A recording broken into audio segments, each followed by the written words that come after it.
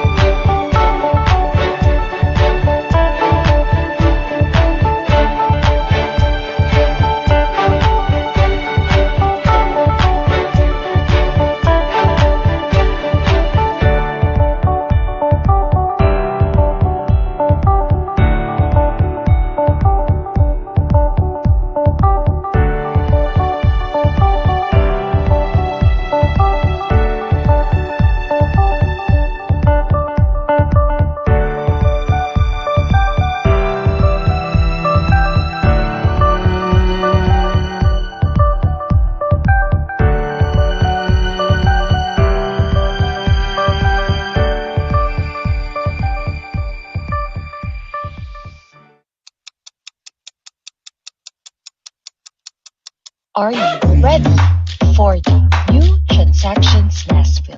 The Transactions NASFIL ISSN 01158848 has been published by the National Academy of Science and Technology Philippines since 1979.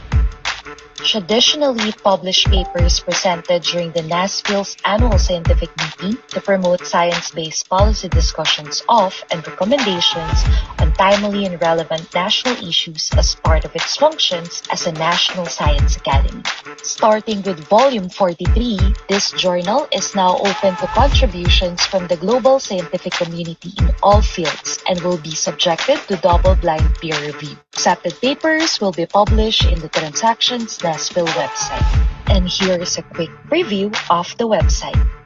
The papers for the journal include conference proceedings such as messages, plenary papers, resolutions of ASM, etc., perspectives, articles including review and feature articles, biographical or autobiographical essays of NAS members, and other outstanding Filipino scientists. The papers will be uploaded as soon as they are approved for publication. Take note that all papers are downloadable. You can also zoom in or out depending on your liking. The backlog starting 2016 will also be published soon. The Transactions NASFIL will be a key platform for the timely release of advisory documents of NASFIL as part of its advisory functions. Let's make a timely and relevant Transactions NASFIL. Collaborate with us by visiting transactions.nas.ph or email us at publications@nas.ust.gov.ph.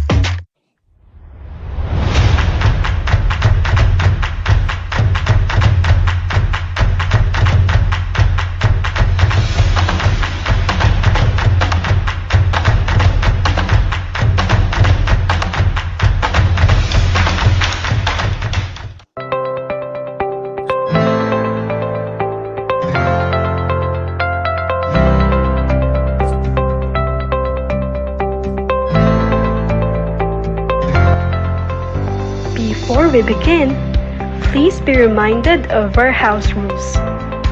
Proper decorum is expected among all participants.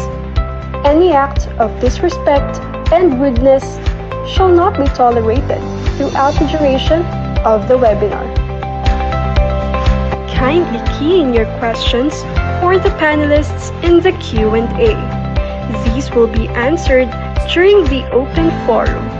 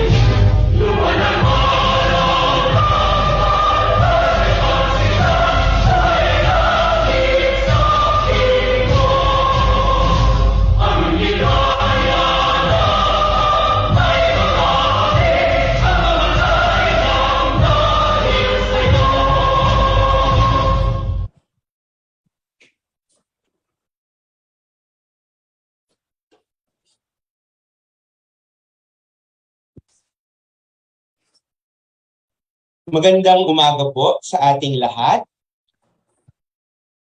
I am Dr. Nikki Henderson A. Dagamak, Assistant Professor at the Department of Biological Sciences of the University of Santo Tomas, an Outstanding Young Scientist 2022 awardee, and I will be your moderator to this Science Legislative Forum on the Philippine Virology of Science and Technology Institute, hosted by the National Academy of Science and Technology, Philippines. Let your colleagues know that you are attending this virtual event held via Zoom and Facebook Live. Please follow and like our social media pages at NAST PHL and at NAST PHL Talks on YouTube. So, to formally start our event and our program, may we call on Academician Rodora V. Azanza, Chair of the Biological Sciences Division and the immediate past president of NAST Philippines, to give the welcome remarks. Academician Azanza, the virtual floor is now yours. Thank you. Can you hear me well? Yes, ma'am. Maraming salamat. Senator Alan Peter Cayetano, Senator Christopher Lawrence Go, Representative Carlito Marquez, National Scientist Domingo, National Scientist Lantican, National Scientist, there's one National Scientist, yes. And then academicians, Dismus, Academician Maala, Academician Cuevas, Academician Mendoza, Academician Raimundo, Academician Nemesco Montaño, Academician Chong, and correspondent member Serafica, corresponding member Villalobos. And of course, how can I forget National Scientist Ramirez? Other officials and staff of the government, excellencies, honored guests, ladies and gentlemen, a pleasant morning to everyone. On behalf of the National Academy of Science and Technology, I warmly and gladly welcome you to today's event, which is very important, not only to science, but also in the field of medicine. I am delighted to welcome you all to the Science Legislative Forum on Philippine Virology Science and Technology Institute in relation to the recently approved House Bill number 9559 by the House of Representatives during the 18th Congress. The Philippine Virology Science and Technology Institute will be part of the government's response to public health emergencies. The need to fast-track the process of establishing a vaccine institute that will be emphasizing the need for this institute will be discussed in this forum. In any nation, science academies play an important role as an advisor to the government and the science community. It is the body that the government turns to for disinterested advice in science and technology, meaning independent advice in science and technology.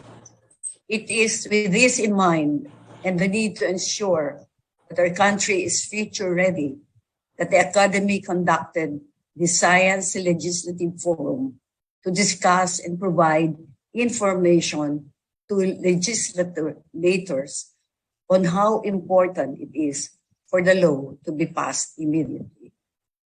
Through its advisory activities, the Academy has been able to bring science and technology closer to the lives of the Filipinos.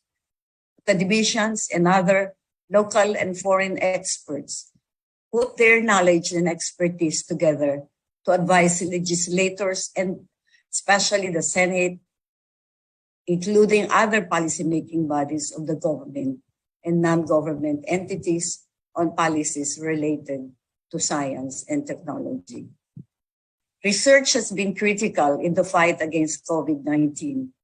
We recognize this as a new disease with potentially different behavior, progression, and effect on the health of individuals, the community, and the world as compared to the other emerging pathogens. We at the Academy fully support the current research initiatives of the government, particularly the Department of Science and Technology. I wish to thank the Biological Science Division and the Health Science Division for initiating this event. Let me also acknowledge the efforts of academician Arvin Dismus and academician Jaime Montoya, who worked hand in hand to make this event possible. I would like to thank the UST ITDI Director, Dr. Annabel Briones, for her participation as a resource person in this forum. I would also like to thank our distinguished reactors from the various sectors who are with us today. Dr. Philip Albiola, Dr. Noeli Miranda, Dr. Teresa Mundita, Dean, Dr. Dennis Salvador, and Dr. Raydrin Morales for sharing with us their valuable time and expertise. On behalf of the Academy, I would like to thank everyone for sharing your time with us, and I look forward to a meaningful and productive discussion with all of you. Once again, a pleasant and safe morning to everyone. Mabuhay tayong lahat. Thank you very much, Academician Azanza. So before we proceed with our discussion, let us now call on Academician Arvin C. Diezmos, the member of the Biological Sciences Division of NAST Philippines, to give us an overview of this Science Legislative Forum and the One Health concept. Dr. Diezmos is an ecologist, biologist, and currently the director of the Biodiversity Information Management Unit of the ASEAN Center for Biodiversity.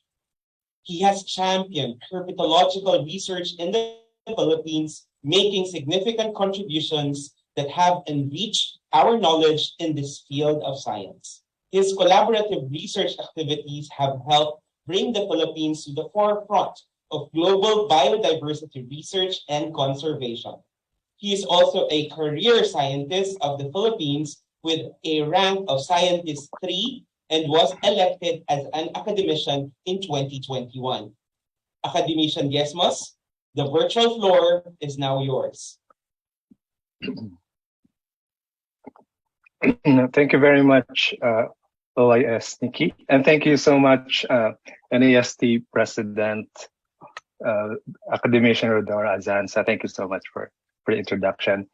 Allow me to provide you an overview of what will take place, and I will be presenting to you some slides within the context of One Health, so as to set the stage for the presentations thereafter, and also for the reactions of our reactors.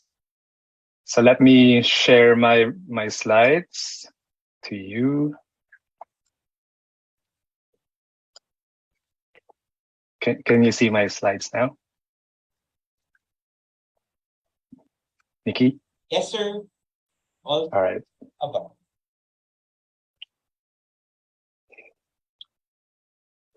All right. Again, honorable senators of the Senate of the Philippines, DOST Secretary Renata Solidum, NAST Director Liningning Samarita, NAST President Academician Rodora Azanza, ITDI Director Dr. Annabel Briones, distinguished panel of reactors, synthesizers, participants and guests, colleagues from the NAST, ladies and gentlemen, good morning everyone.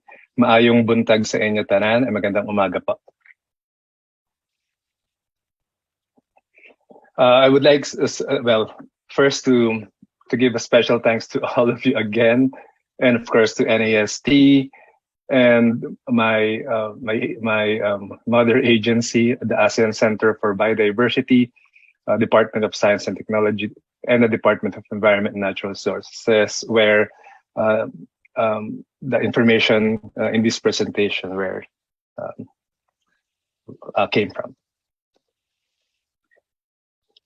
The 18th Congress of the House of Representatives, as mentioned a while ago by academician Azanza, passed on second reading House Bill 9559. This landmark legislation established the Philippine Virology Science and Technology Institute, or PVSTI, or also known as VIP.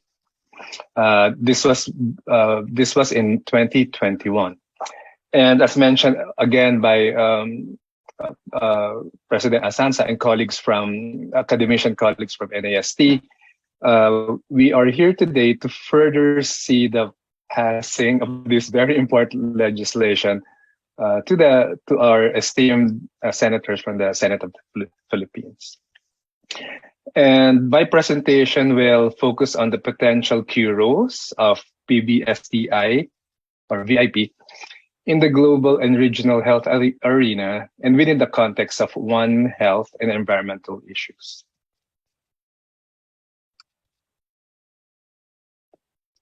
So what is One Health? One Health, as defined by the World Health Organization, WHO, is an integrated, unifying approach to balance and optimize the health of people, animals, both wildlife and livestock, and ecosystems.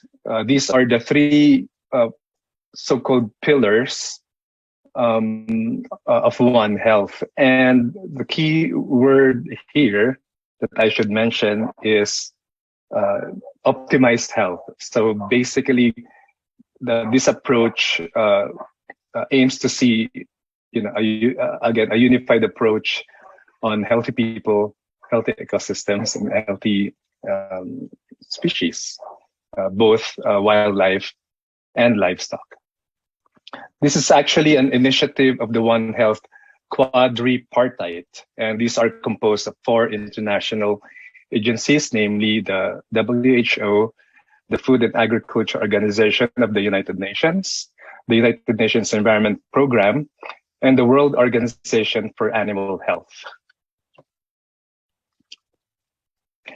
And we believe that when established, PVSTI, again, or VIP, will be instrumental in global and regional initiatives on One Health. For example, the ASEAN Center for Biodiversity, in partnership with the FAO, is engaged in a long-term project called the Field Training Program for Wild Ecosystems Biodiversity and Environment Professionals, or FTWEB.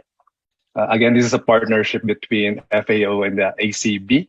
And this program aims to strengthen One Health capacity of wildlife, natural resource management, and environmental sector professionals and institutions. This is an ongoing project, and we believe that the creation or the eventual establishment of the institute, it would definitely play a key role in such regional initiatives, and such initiatives will definitely increase in the years to come, especially in light of the recent global pandemic that we all had experienced and suffered from. And although PVSTI was basically created, within the last 2 years, especially the onset of the pandemic, we all know that the drivers of such pandemics, especially this kind of pandemic, which was caused by zoonotic disease, has actually been driven by many environmental issues that the Philippines has faced for decades now. And of course, this include habitat loss and degradation, habitat fragmentation, which not only affects our biodiversity, our wildlife, but definitely affects us as well, as we shall see in the next slide after this. And ecological disruptions, including hunting, wildlife trade, are some of the drivers also in the emergence of zoonotic diseases and other emerging infectious diseases that ultimately, affects not only people, just like what has happened, to countless of our countrymen, from habitat loss and deforestation, but will also affect many of our wildlife species, especially the most spectacular species that are only found in the country. And as we shall later on hear from one of our reactors. And of course, the human cause of the global pandemic is really stupefying. And I'm sure all of us here in this forum has never imagined that we would be experiencing such a global pandemic in such a magnitude and human suffering. But again, we pose these questions to our esteemed lawmakers that that global pandemics will definitely occur again. In fact, COVID-19 was predicted, more than 12 years ago by our epidemiologists and scientists. And the only question now is when and where will the next human pandemic occur? We believe that PBSTI is a bold vision for the Philippines and the ASEAN region, and it will play a key role in advancing scientific research in the Philippines. Again, within the context of, for example, the Pagtanaw document that was crafted by NASD and through the DOST. PBSTI, we believe, will further strengthen linkages and create more partnerships between government and the private sector, again, which will further enhance scientific research. It will play a key role, for example,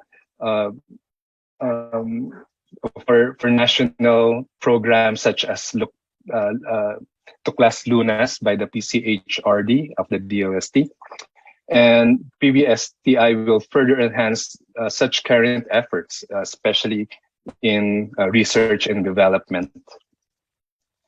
Again, not only through government projects, but also in partnership with private institutions. And basically, we encourage our esteemed lawmakers in the Senate to really take a look at the PBSTI and to give it an urgency in order for it to be to become a reality soon. And with that, I thank all of you for listening. And back to you, Nikki.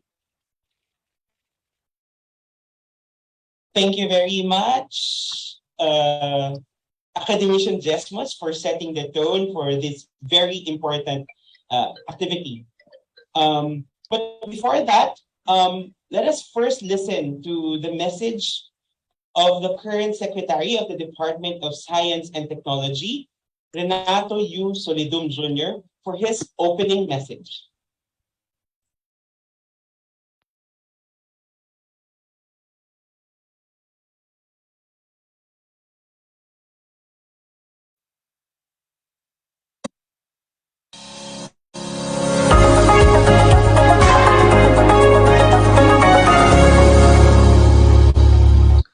Senator Alan Peter S. Cayetano, Senator Christopher Lawrence T. Go, Aklan District Representative Carlito S. Marquez, DOST ITDI Director Dr. Annabel Briones, NASD President Academician Rodora V. Asanza, national scientists and academicians, excellencies, honored guests, ladies and gentlemen, good morning.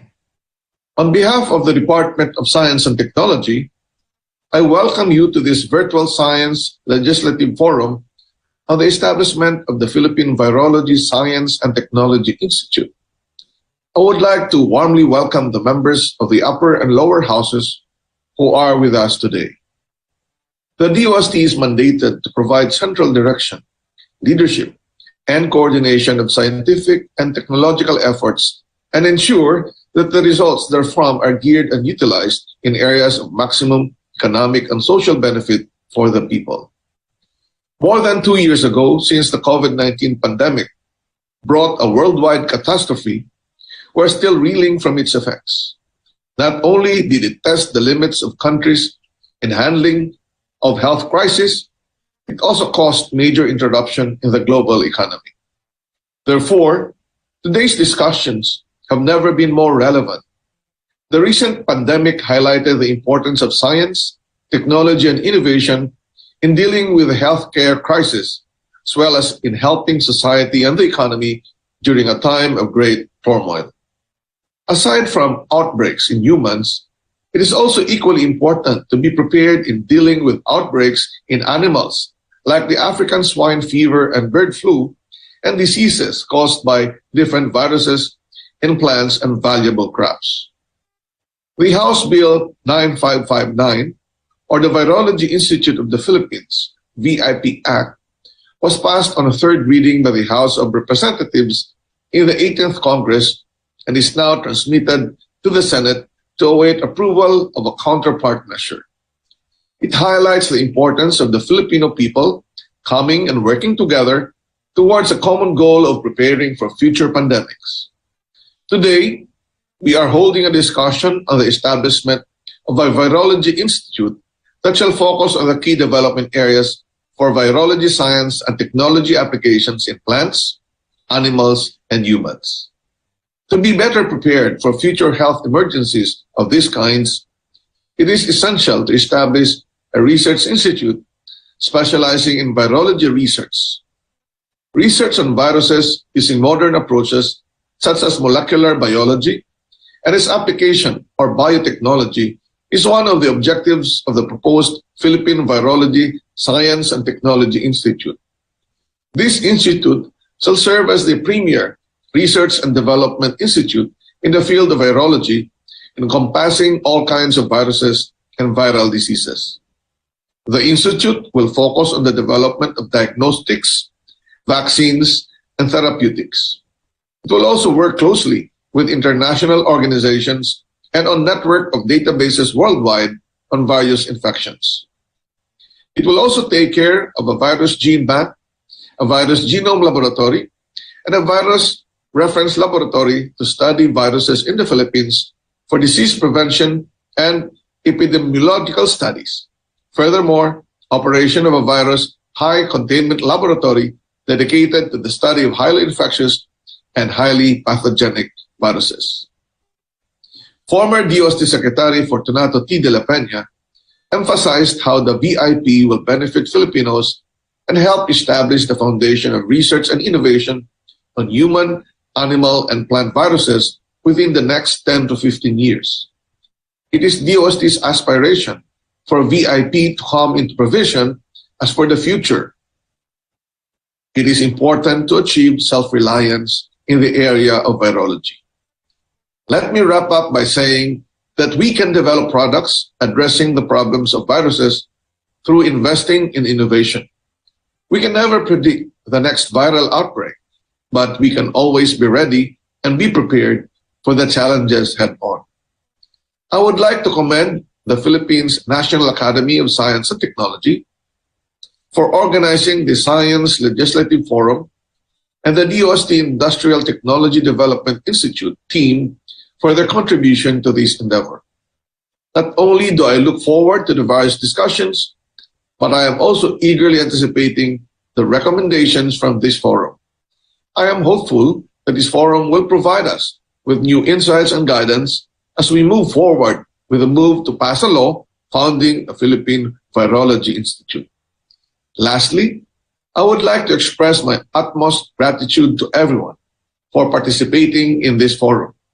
I urge you to take full advantage of this virtual forum and remember the value of a science and evidence-based response to the current pandemic and future health crisis. Maraming salamat po at isang magandang agham sa ating lahat. Thank you very much, Secretary Solidum, for your inspiring opening message. And indeed, it is very timely to discuss and provide information to our legislators on how important it is for the law to be passed immediately. So let us now proceed to the highlight of our legislative forum. Let us first introduce our first speaker for this morning. Our first speaker for this morning is Dr. Annabel V. Briones. She is the director of the Industrial Technology Development Institute, or ITDI, of the Department of Science and Technology. Dr. Briones, she is at the forefront of leading the institute to make local industries globally competitive through research and development, transfer and commercialization of innovative, sustainable technologies, and appropriate technical services. In 2017, Dr. Briones was conferred the rank of Scientist 1 by the Scientific Career System and a Career Executive Service Officer, rank 4, by the Philippine Career Executive Service Board. She represented the country in various international symposia and conferences and authored 18 publications, wherein she's the principal author, and 11 publications as a co-author. She is also an inventor, and one of her researches is the Philippine mosquito ovicidal larvicidal trap system, selected as a finalist of the 2016 R&D 100 Awards, or the Oscars of Invention, by the R&D World magazine. Currently, she handles the initial DOST projects on virology while awaiting the passage of the VIP bill. Dr. Briones, the virtual floor is now yours. Thank you, Dr. Tagama. May I share my screen? Yes, ma'am.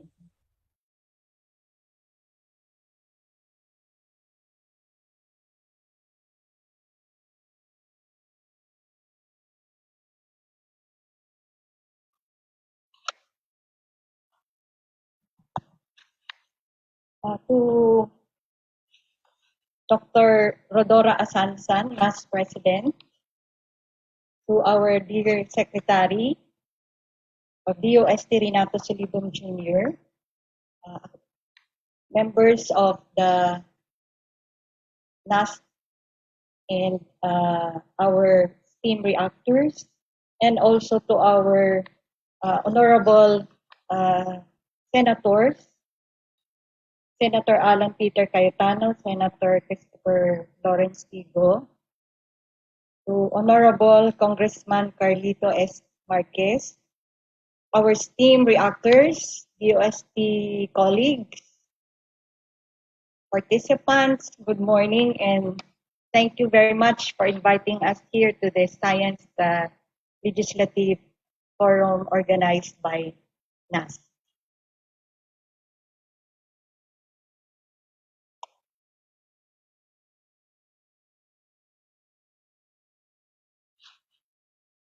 So let me first give you a short introduction or background how DOST proposed this bill to come up with the Philippine Virology Science and Technology Institute. With constant threats from a novel emerging and re-emerging infectious diseases such as COVID-19, there is an urgent call for intensive research and development efforts against diseases to create a sustainable approach that will help the country in terms of effective clinical and public health management. Everyone knows what UN Secretary General Guterres was referring to when he said this: our world faces a common enemy and we are at war with a virus. He was referring to the SARS-CoV-2 virus causing the COVID-19 pandemic. This ongoing war is felt throughout the world, including, of course, our country. For over 2 years, we have been fighting and the battle is not over. We are fighting not only the SARS-CoV-2 virus, but also different viral diseases in humans, plants, and animals, one of which is the African swine fever, or the ASF epidemic in hogs that significantly reduced hogs by approximately 3 million, valued at over 100 billion pesos in losses that caused our government to place the country in yet another state of calamity. While we deal with all these calamities, all these wars, a new bird flu virus has been reported from China. So as we can see, viruses do not wait for one epidemic or pandemic to end before beginning another one. And this is not new. Throughout history, the world, including the Philippines, has experienced several epidemics and pandemics. Yet, when the COVID-19 pandemic hit, we were caught flat-footed. We are here today because we hope to prevent this tragedy from happening again. So the ongoing COVID-19 pandemic presents many concerns, particularly regarding effective clinical and public health management, especially on novel viruses. We have limited ability to respond to virus infections for our citizens and cooperate with other countries to help combat virus infections globally. Viruses are continually discovered in humans, animals, and plants, and this health crisis also highlighted the pressing need to create a sustainable approach to battling viral diseases in humans, plants, and animals. To this end, the Department of Science and Technology proposed the establishment of the Virology Science and Technology Institute of the Philippines, or the VIP. So it will be the venue for scientists both here and abroad to work collaboratively to study viruses. In other countries, there are institutions dedicated solely to virology. This map shows some of the members of the Global Virus Network and other virology and vaccine research centers in Asia. This includes the Institute for Virus Research in Japan, the Wuhan Institute of Virology in China, the International Vaccine Institute in South Korea, and other institutions in the ASEAN region. Currently, what we only have in the Philippines are virology units of different institutions, such as those of RITM and other government agencies. However, the Philippines is not a member of the Global Virus Network, an international coalition of virus research institutions based in the United States. When the VIP established, the Philippines may be one of the leading countries in the fight against emerging and re-emerging diseases by becoming one of the few nations that will be able to provide diagnostics, therapeutics, and vaccines not just to our country, but also to other parts of the world. With your earnest support, naniniwala kaming mailalagay sa mapa ang Pilipinas pagdating sa virology R&D through the establishment of the Virology Institute.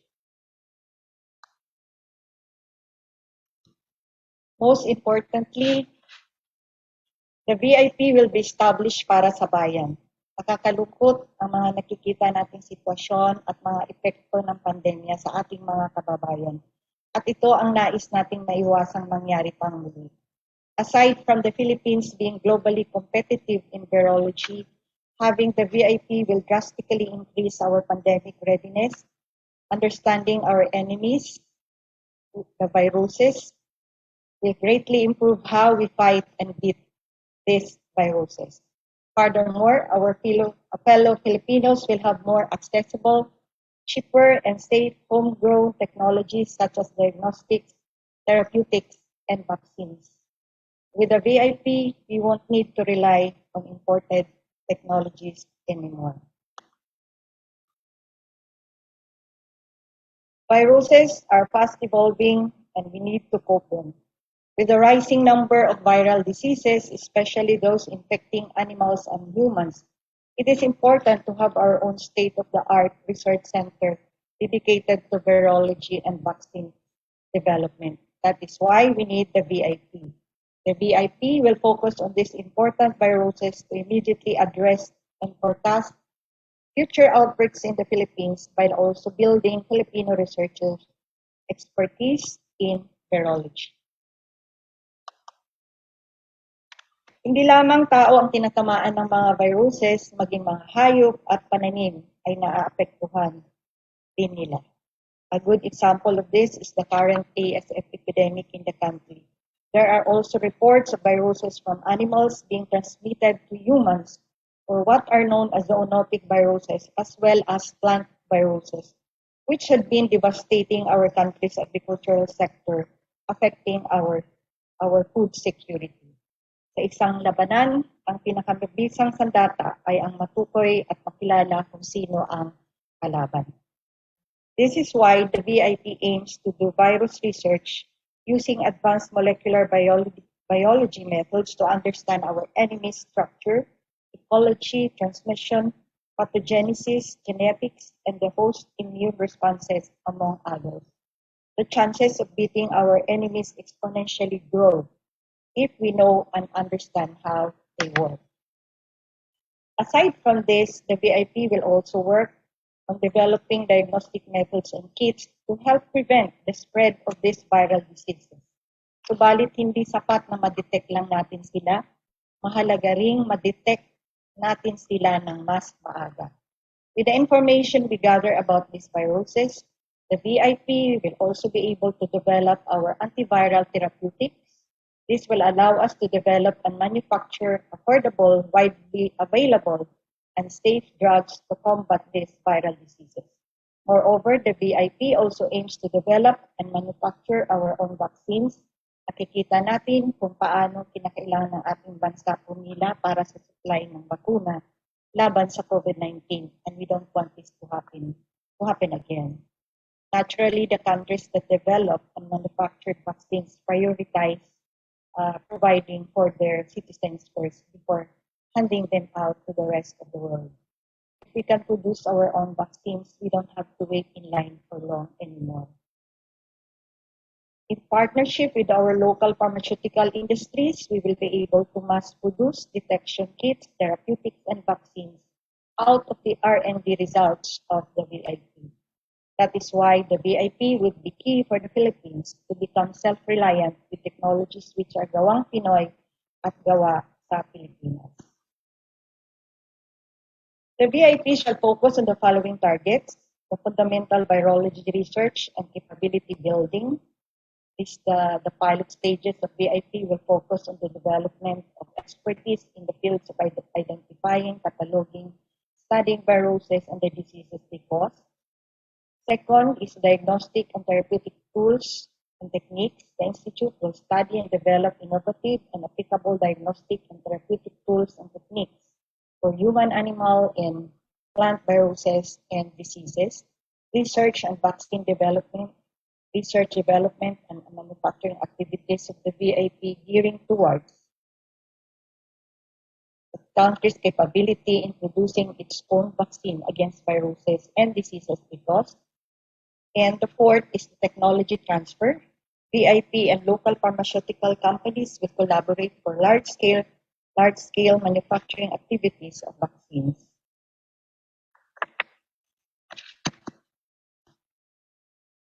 Aside from the UST researches, the VIP will also serve as a venue for collaboration among local as well as foreign scientists.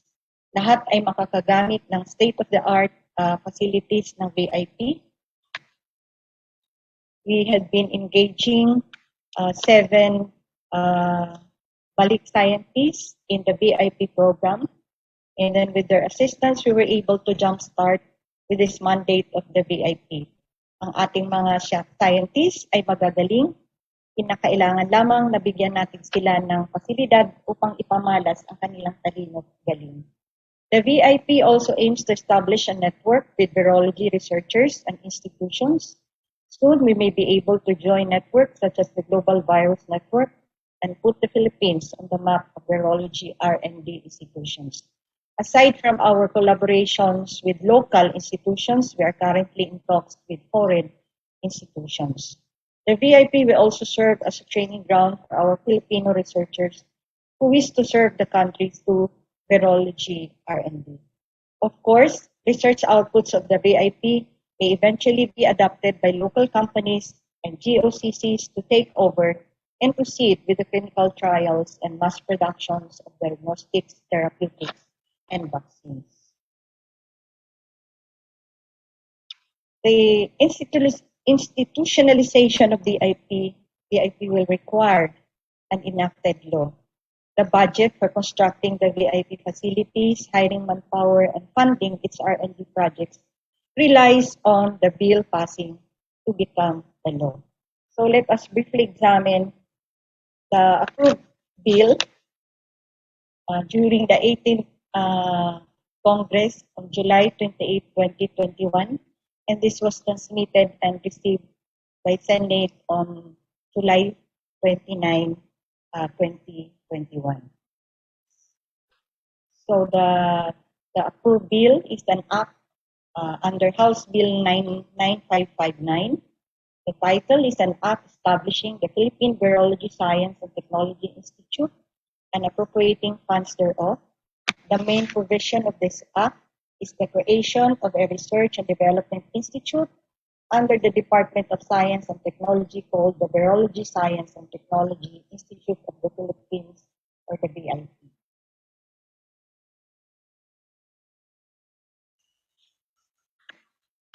So in Section 3, the objectives of the proposed VIP include conducting R&D on viruses of humans, animals, and plants through advanced molecular biology methods, as well as R&D on their biotechnological applications, the development of diagnostic tools, vaccines, and therapeutics, creating a network with other virology and vaccine researchers and institutions, and operating a virus reference laboratory focusing on viruses circulating the country for disease prevention and epidemiological studies, among others.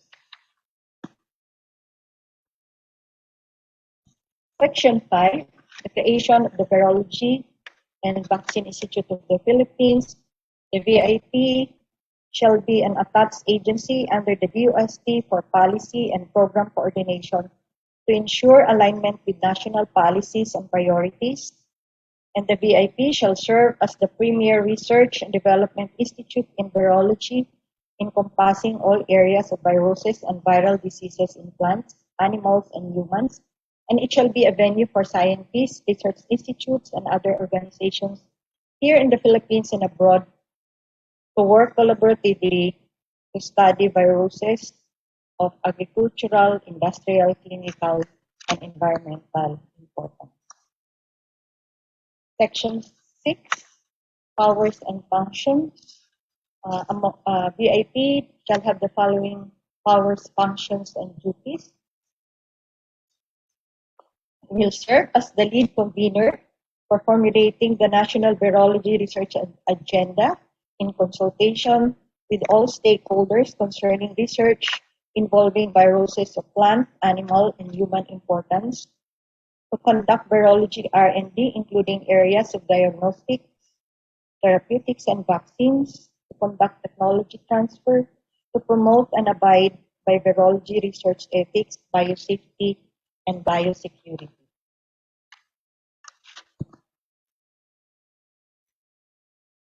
Also included are to develop and maintain an information system open to both private and public sectors to undertake policy research, technology assessment, and other related research in virology, to provide laboratory and technical services, to advocate national programs, and to establish linkages with local and international partners.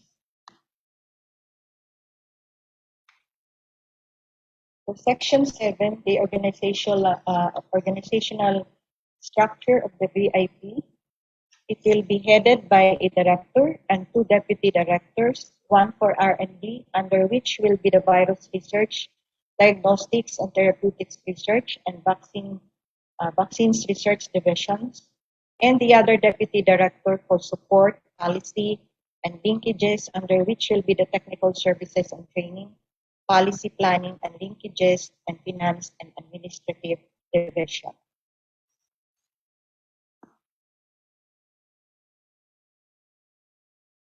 So for the governing board for the VIP, this is the making body for the scientific and technological activities of the VIP, composed of the following. It will be chaired by the Secretary of the DOST, co-chaired by the Secretary of the Department of Health and the Secretary of the Department of Agriculture, and the members of the governing board are the Undersecretary of the Department of Environment and Natural Resources, the Undersecretary for R&D of the DOST, the Undersecretary of the Department of Foreign Affairs for International Economic Relations, the Chairperson of the Commission on Higher Education, the Director of the Research Institute for Tropical Medicine,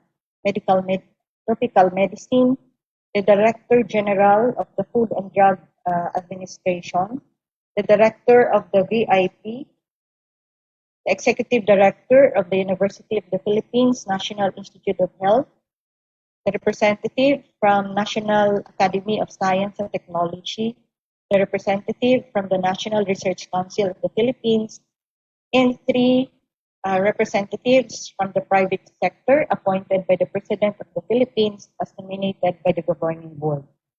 These representatives shall have distinguished themselves in the field of medical virology, genomics, plant virology, animal virology, epidemiology, genetic engineering, and other related disciplines. The VIP Secretariat shall serve as Secretariat to the governing board.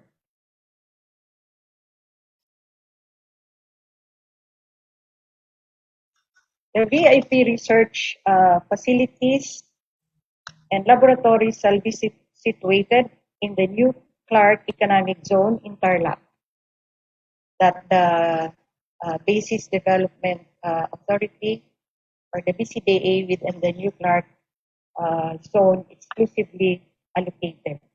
Its infrastructure and design shall strictly follow the biosafety and biosecurity guidelines the World Health Organization set for establishing virology laboratories in developing countries.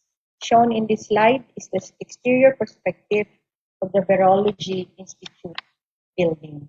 The DBM has allocated 50 million for the design of the VIP building, and also 150 million released through the DPWH Region 3 for the site development for this institute.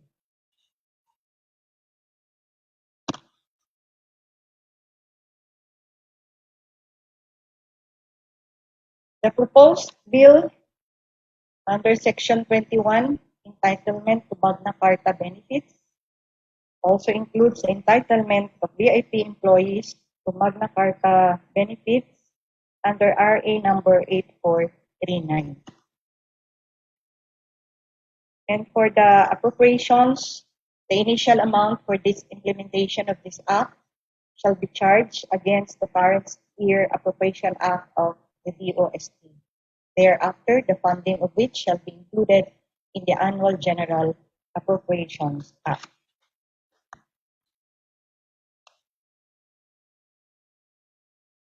Now, for the update of the bill, there are, it was approved last year until the third reading, And for the 19th Congress, there are 31 BIP bills filed in the House of the Representatives and 9 BIP bills filed at the Senate. And while waiting for the bill to be passed into law, the UST has initiated R&D projects for the virology, which started last year, and currently it's ongoing.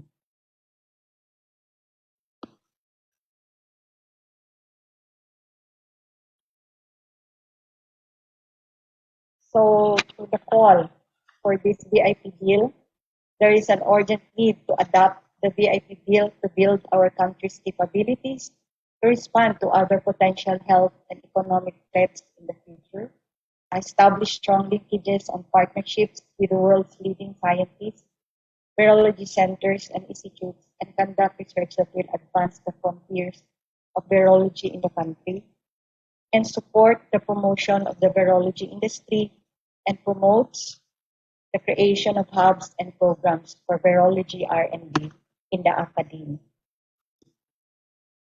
So we want to reiterate the importance of approving the Virology and Institute of the Philippines bill. The establishment of the bill should be prioritized to build our country's capabilities in responding to potential health and economic threats in the future. This institute will be the main hub for conducting in-depth studies on viruses and their potential disease-causing agents affecting people, plants, and animals. With that, thank you very much for your kind attention. Thank you very much, Dr. Briones. That was a comprehensive discussion about the background and the inception of the Philippine Virology Institute and Philippine Virology Science and Technology Institute. So the House Bill 9559 from the lower house for the 18th Congress, which was approved by the House on July 28, 2021, has been transmitted to the Senate on July 29, 2021. The bill goes through the same legislative process in the Senate. However, the 18th Congress adjourned. Several lawmakers of the 19th Congress have refiled the bill, which is currently pending before the House Committee on Health. Several senators have also filed Senate bills to create a virology institute, but the bills are still waiting to be considered by the Senate Committee on Science and Technology. To express their support for the establishment of the Philippine Virology Science and Technology Institute, we would like to call Congressman Carlito S. Marquez, the District Representative of the 1st District of Aklan and Chair, House Committee on Science and Technology at the House of Representatives. Congressman Marquez, the virtual floor is now yours.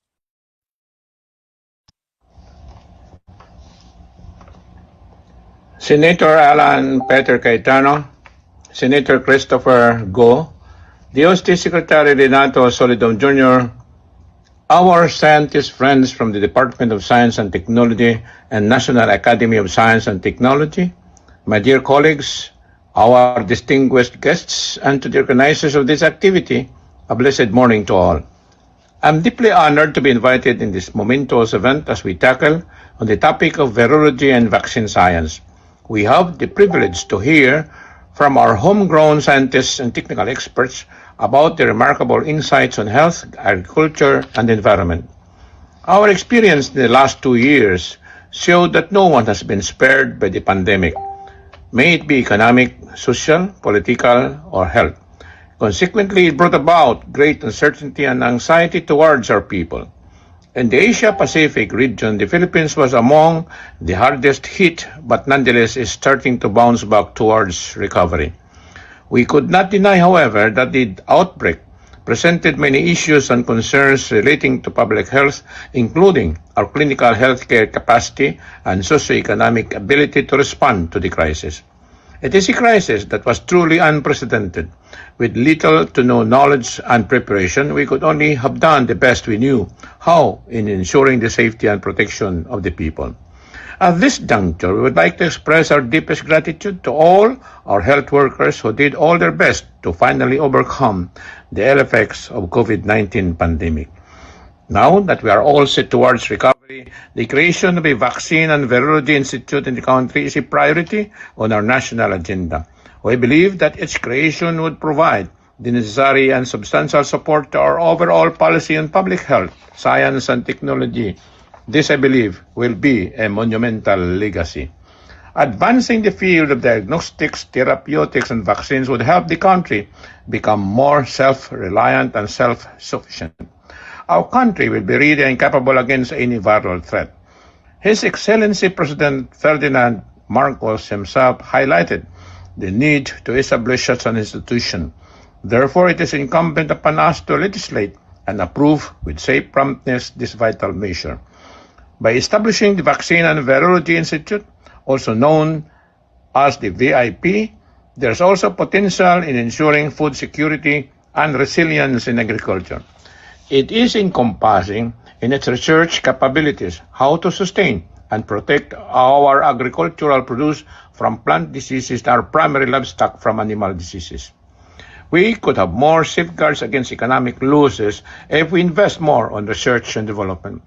I trust that our pool of highly skilled experts from the proposed VIP have the capacity to address these problems and forecast outbreaks in the country, not only pertaining to human viruses, but also plant and animal viruses that might possibly occur in the future. While the proposed measure is in the works, we offer our full support to the DOST and its contingent in the establishment of the Virology and Vaccine Institute. We also laud the efforts of our primary movers from the Science and Technology Department. You are serving your people very well. Indeed, science for the people. As the House Committee Chair on Science and Technology, there is no reluctance on our part to pass this proposed measure. I guarantee that your members in the House of Representatives of the 19th Congress are working on it with utmost urgency. Let us claim we shall have our very own Vaccine and Virology Institute in the Philippines. Again, thank you for having me here. Maraming salamat po. Maraming salamat, Congressman Marquez, for your declaration of support. Our next declaration of support will be coming from the chair from the Senate Committee on Health and Demography. May I call on now to give his declaration of support, Senator Christopher Lawrence T. Go.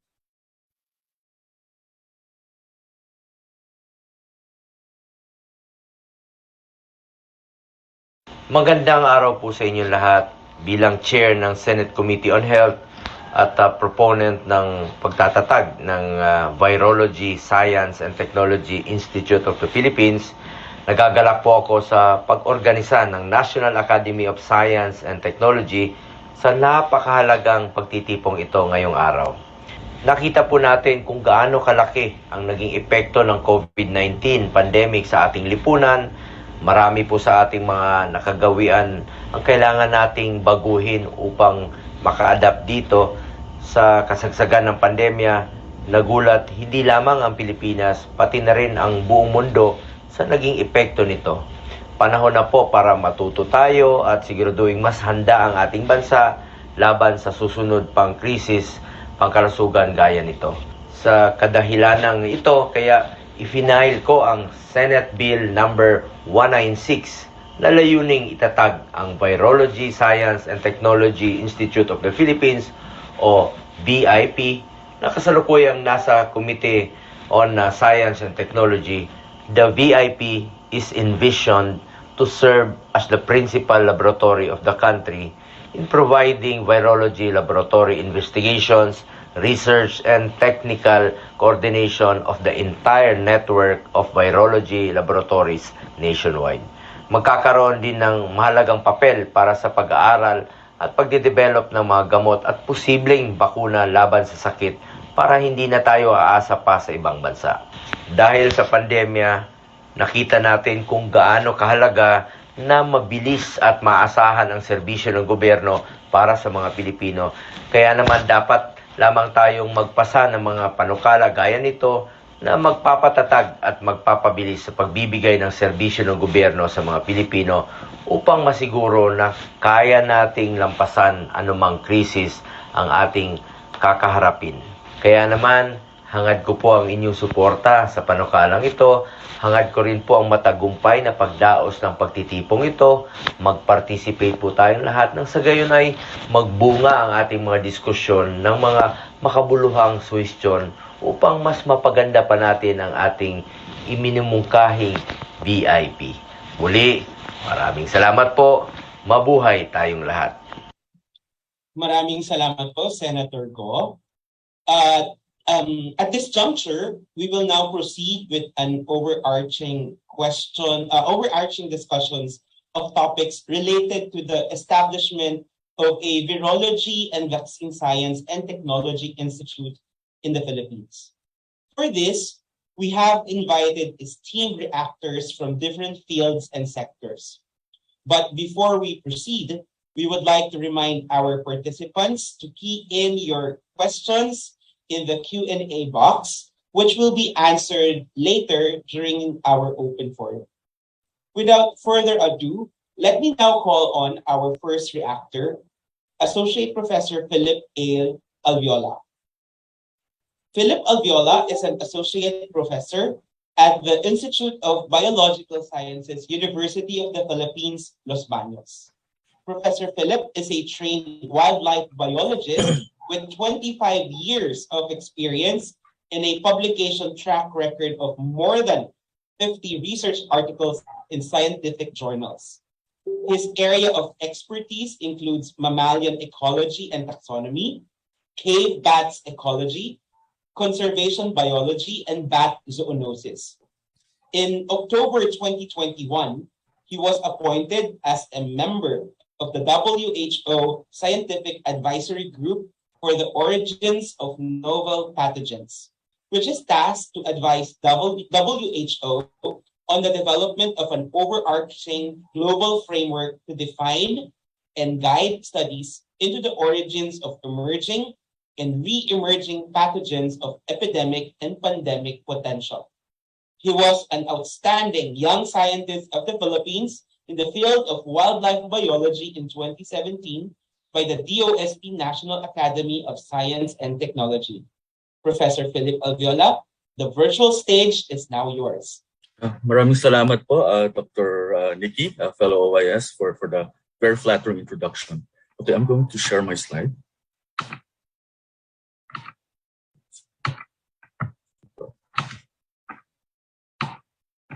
This might take a while.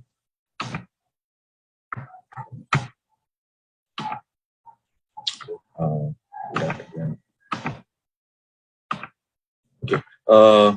To Senator Cayetano, Senator Bongo, Congressman Carlito Marquez, to Secretary Renato Solidum, to Director Annabel Briones, to all the national scientists and academicians who are in attendance, and to my fellow reactors and outstanding young scientists, a pleasant good morning to everyone.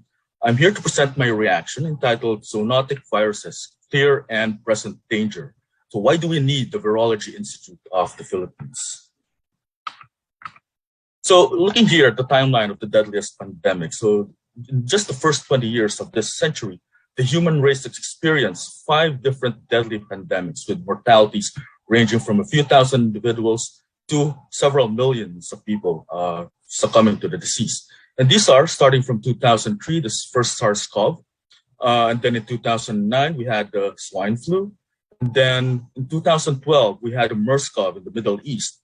And then in 2014 and 2016, we had the Ebola virus. And of course, lastly, we are experiencing right now COVID-19 with more than 600 million cases and with 6.5 million fatalities.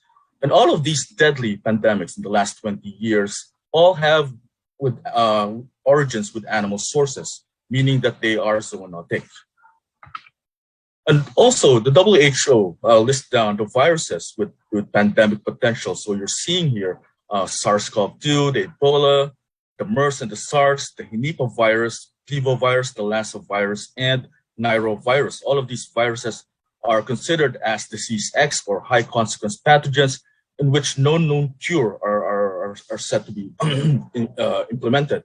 And all of these viruses have animal sources. Like I said earlier, they are zoonotic. And 4 of these have bats as their main reservoir. In the Philippines, here in the country, based from our research, we found at least 3 viruses from bats related to the WHO priority virus list. So these are the Western Ebola virus, Coronaviridae, and Henipa virus.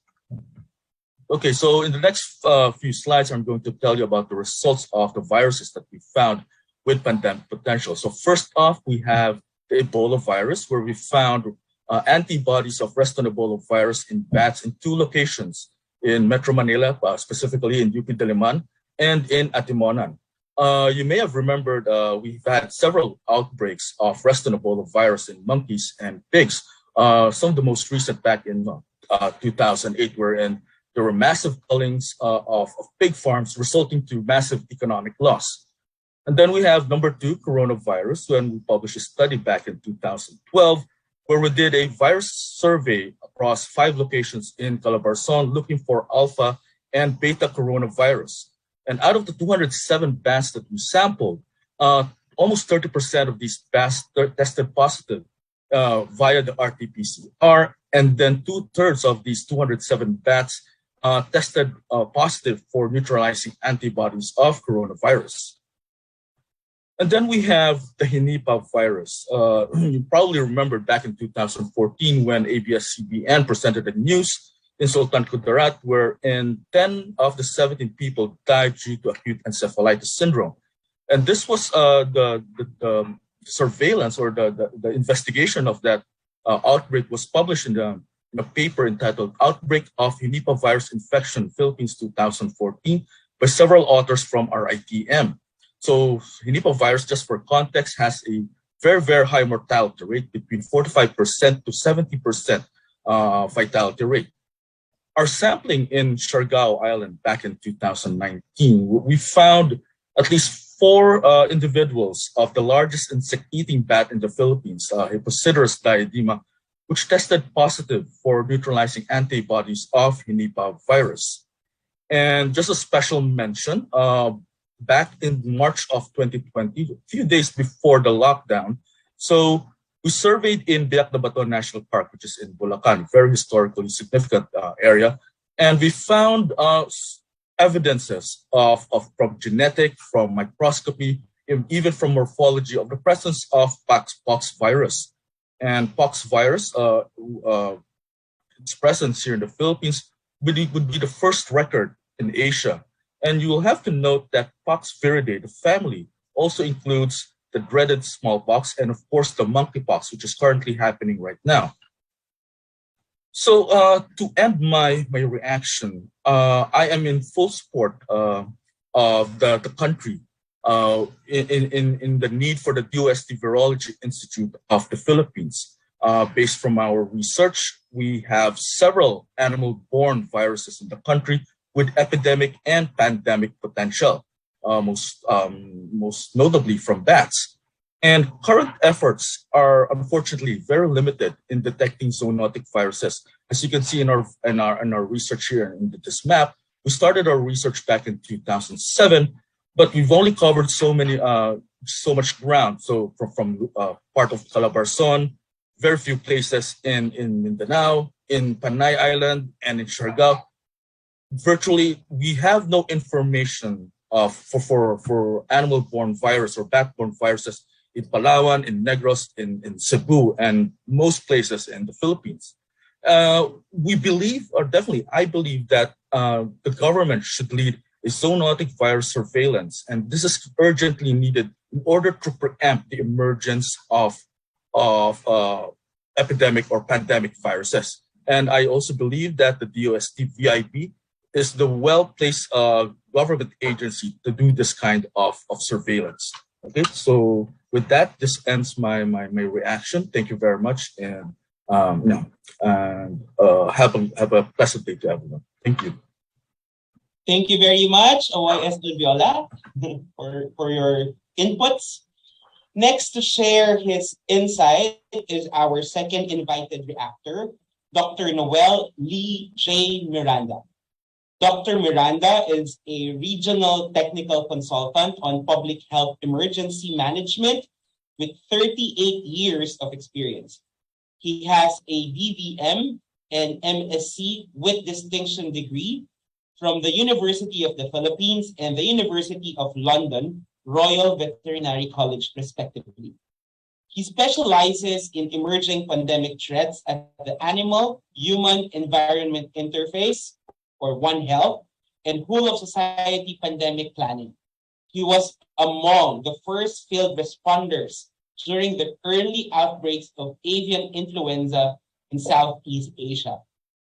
He also supported ASEAN's avian influenza and pandemic preparedness capacity building from 2006 and recently co-developed its ASEAN Public Health Emergency Coordination System and zoonosis prevention for wildlife trade policies. He was formerly connected with the Philippine Research Institute for Tropical Medicine, Ministry of Health, where he pioneered One Health collaboration on rabies and Restone Ebola virus.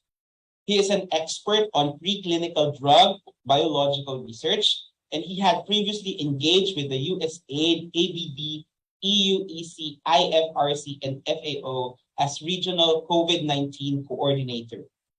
He was presidentially appointed as veterinary board examiner in 2004, and he also served in WHO Simulation Exercises Technical Advisory Group and is a member of its country simulation exercises and reviews operational roster. He is a member of the World Veterinary Association Strategic Focus Group on One Health, a fellow of the Philippine College of Veterinary Public Health, and a member of the Philippine American Academy of Science and Engineering. Dr. Miranda, the virtual floor is now yours. I will share my slides. Yes, sir.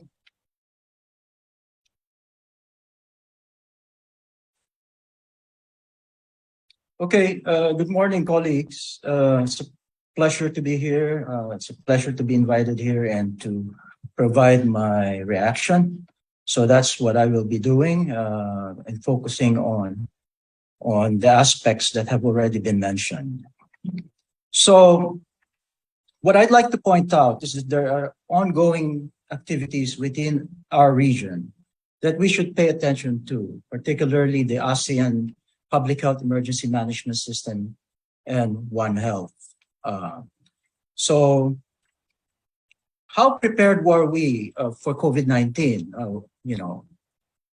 What were the gaps, and can the health sector manage everything within the public health emergency management cycle, which is preparedness, prevention, detection, and response? How can the DOST support health security through the VIP? So these are certain questions that we have to ask. So our assessment of the COVID-19 response, basically, we can say that the response could be more science-driven, and we note inefficiencies, poor interoperability, and avoidable knock-on impacts on both public health and the economy. So with regard to health security, and I think I'd like to focus on that aspect, we're here because simply we want to promote global health security, national health security, or health security in general. This requires collaboration and commitment of agencies, good organization, legislation, and capacity building. What is our goal? To prevent, detect, respond to, meaning mitigate and control pandemic threats through a One Health approach. So the One Health approach was explained a bit a while ago, but I think this really requires some understanding, further understanding from this point. How does the PVSTI or DOST would enable achieving the goal? So we have to focus on science and technology and trade and industry, and leave public health services for the DOH to attend to. Let me explain this. But before I do, I actually would like to say, let's not just focus the VIP on vaccines, therapeutics, and diagnostics. I think there's, with regards to One Health, there's so many things that we need to focus on. But here are my recommendations. Disease risk mitigation and control are with public health services, but the PVSTI must support capacity building in providing innovative tools and therapeutics, support development, field testing, trials, piloting, etc. So it's basically being part of the game. Now, science and technology must match public health needs.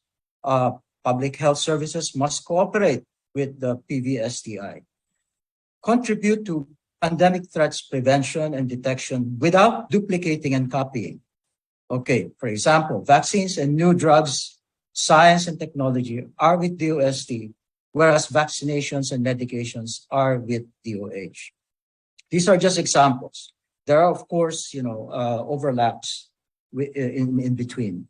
Diagnostic tools and genomics could be with DOST, and diagnostic services could be with DOH. Bioinformatics, DOST. Surveillance and information sharing, DOH. Risk reduction to prevent emergence of threats, DOST, perhaps. And epidemiological investigation and response to identified threats, DOH, with the support of others, including DOST. We have to do risk mapping on what we uniquely face, such as rabies, dengue, threats to food production and societal stability. Encourage collaboration as much as possible rather than doing things apart from the rest. So further, we have to recognize that the virology, science, and technology already exists globally, okay? Very high level of virology, science, and technology exists globally. We need to efficiently pick and harness potential good and appropriate platforms and collaboration. The Philippines is not yet in the stage to compete with well-established global R&D, but we should be, right? That's the goal. But remember, we're not alone. We're not starting from scratch. Focus on creating the economic ecosystem based on the selected platform or collaborative arrangement. This could be innovating on R&D with a clear path to commercialization, purchase agreements, etc. Now, with regard to One Health, I'd like to emphasize this. One Health is for all collectively or jointly address our common health, as well as the common threats to our common health. One Health vision is eco-societal planetary security. Security, basically it's security. One Health mission is the realization and operationalization of true transdisciplinary collaboration, communication, coordination at all levels, and across all sectors and actors. So that's just a slide, trying to explain One Health. But let's focus on biodiversity, which is quite fragile, okay, and where disease could emerge. This was mentioned earlier.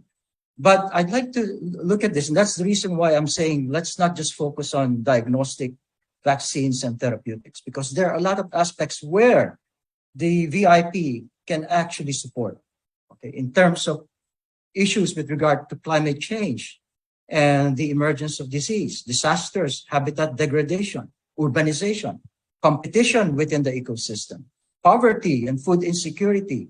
There are drivers of sudden dispersal of animals and indigenous people from stability to instability. There are various research topics or science and technology, or obviously there is science that needs to be harnessed to answer a lot of questions still remaining.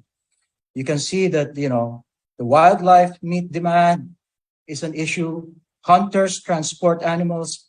I always say that, the animals cannot go to the market without someone bringing the animal to the market. And usually the indigenous people are involved in this aspect. Again, this is to emphasize that the bigger picture really tells us that it's not just a health issue. There are ecological and industrial issues. There are sociocultural issues. We have to harness research and development for a lot of these issues. I won't go into the details, but I would like to say that, it's not just about technology. It's not just about industrialization. So preventing pandemics and the Philippines, and why this Philippine Virology Science and Technology Institute? Health security is about dealing with a range of issues: human health and welfare, poverty reduction, food security, trade, socioeconomics, environmental and pandemic disaster risk reduction. We need to collaboratively and collectively address pandemic risk, emerging pandemic threats at their source. Outside of Africa, I want us to take note of this. The Philippines is the only country with outbreaks of Ebola virus, and this is REST-TV, which apparently and fortunately is not yet, really showing symptomatic infection in humans, but it does show infection. There were 4 outbreaks in non-human monkeys, in non-human primates, cynomolgus monkeys. There was one big connected outbreaks in pigs. That was the 5th outbreak in 2008 to 2009. And the latest outbreak in monkeys happened about 25 years after the first in 1989. We've had Ebola in this country for about 30 years already. Now, it's not only in this country, it's likely to be present. It's known to be, there are evidence to show that it's present in Southeast Asia. There were isolation or identification of the virus in pigs in China and serological evidence in Indonesia. These isolated outbreaks of REST-TV, according to NIH, is actually a wake-up call. Wake-up call.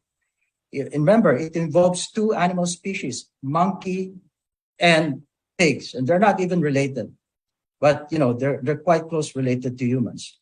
They bring forth issues requiring further scientific investigations and highlight the significance of intersectoral collaboration in preventing and responding to health security risk.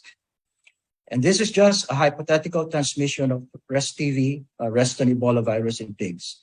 Note that the food chain, because of pigs are domestic animals that we eat. Filipinos love adobo. And take note that there have been 5 outbreaks in the last 30 years. There could be additional outbreaks where, it's still there. It's not yet been eradicated. It's very similar to African Ebola, where it comes and goes. And so please, this is something that we have to put our attention to. Thank you very much. It's beyond health. One sector alone cannot address health risks and complexities. Maraming salamat.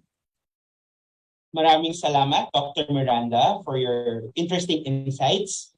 Our third reactor for today is Dr. Teresa Mundita S. Lim, the Executive Director of the ASEAN Center for Biodiversity. Dr. Teresa Mundita S. Lim is the current Executive Director of the ASEAN Center for Biodiversity, where she leads the center in facilitating regional cooperation and coordination on biodiversity conservation for it to be sustainably managed and used, and of course, equitably shared for the well-being of people. Some of her notable international roles in the conservation sector as the chair of the Convention on Biological Diversity, subsidiary body on scientific, technical, and technological advice from 2017 to 2018, chair of the 15th and 18th meetings of the ASEAN Working Group meeting on coastal and marine environment in 2014 and 2017, chairperson of the 4th ASEAN Expert Group on the Convention on International Trade in Endangered Species of Wild Flora and Fauna, or the CITES meeting in 2006, and chairperson of the 16th ASEAN Working Group on Nature Conservation and Biodiversity, also in 2006. Her core competencies and extensive experience and expertise are in local, regional, and international governance, management, policy development, implementation, innovation, partnership building, science and policy linkages, and advocacy in the fields of biodiversity conservation and wildlife protection. Ladies and gentlemen, Dr. Teresa Mundita S. Lim. Thank you, Dr. Nikki. Good morning, everyone. I'm pleased to be joining you all in today's enriching discussion. Thank you to the National Academy of Science and Technology for inviting us to this Science Legislative Forum on the Philippine Virology Science and Technology Institute. The ASEAN Center for Biodiversity appreciates the proposed bill to establish a Philippine Virology Science and Technology Institute, or the PVSTI. ACB considers the creation of the PVSTI as a bold vision not only for the Philippines but also for the ASEAN region. PVSTI is anticipated to enrich the research and development agenda of the Philippine government, particularly on the human health, environment, and animal interface. Another important mandate of the Institute is on vaccine development, and this is a most welcome contribution that is expected to strengthen the vaccine manufacturing landscape in the ASEAN region. This means the Philippines will join other AMS such as Vietnam, Indonesia, and Thailand, who will have the potential to produce vaccines not only for domestic use, but also to contribute in providing for regional needs. While the COVID-19 pandemic upended public health systems and economies across the world, the link between biodiversity conservation and public health has been brought to the fore. And you have seen that in the previous presentations by my fellow reactors.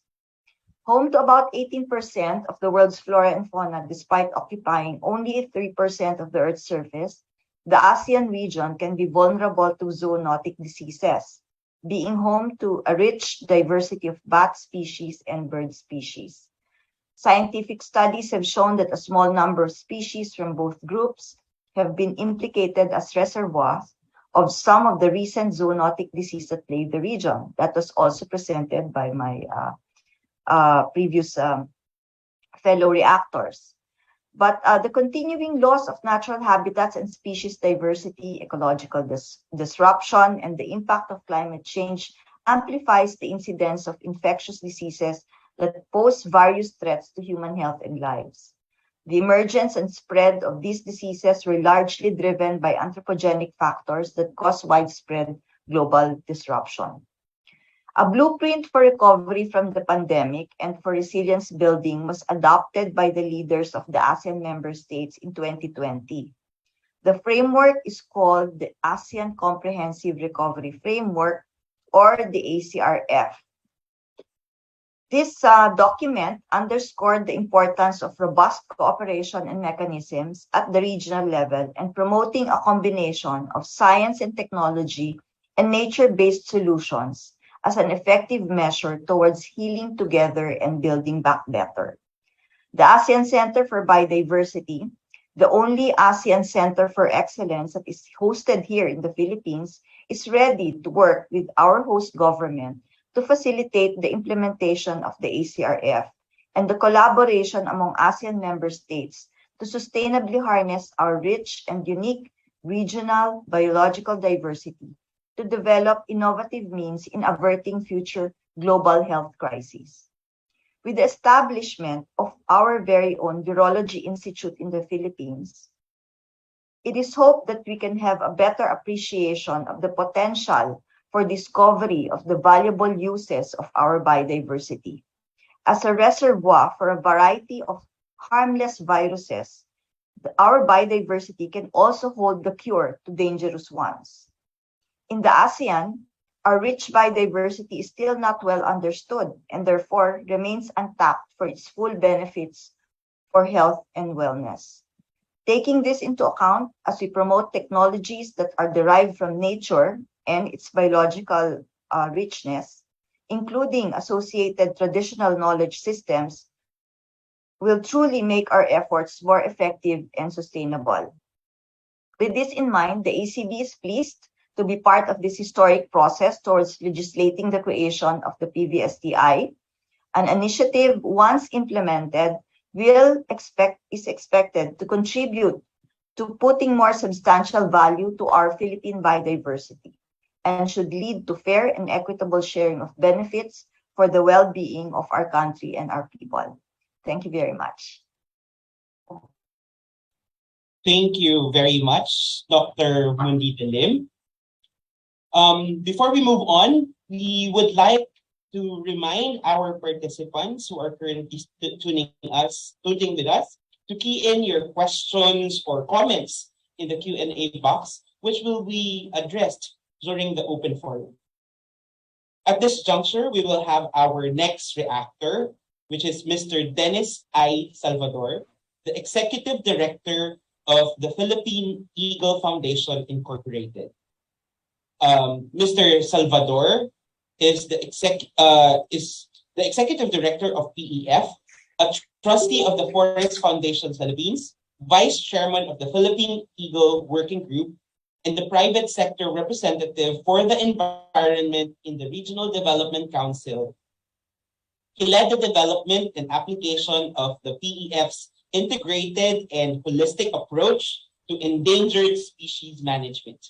This involved establishing a full program dedicated to improving the welfare of indigenous cultural communities and migrant marginal income families in the upland as a conservation strategy.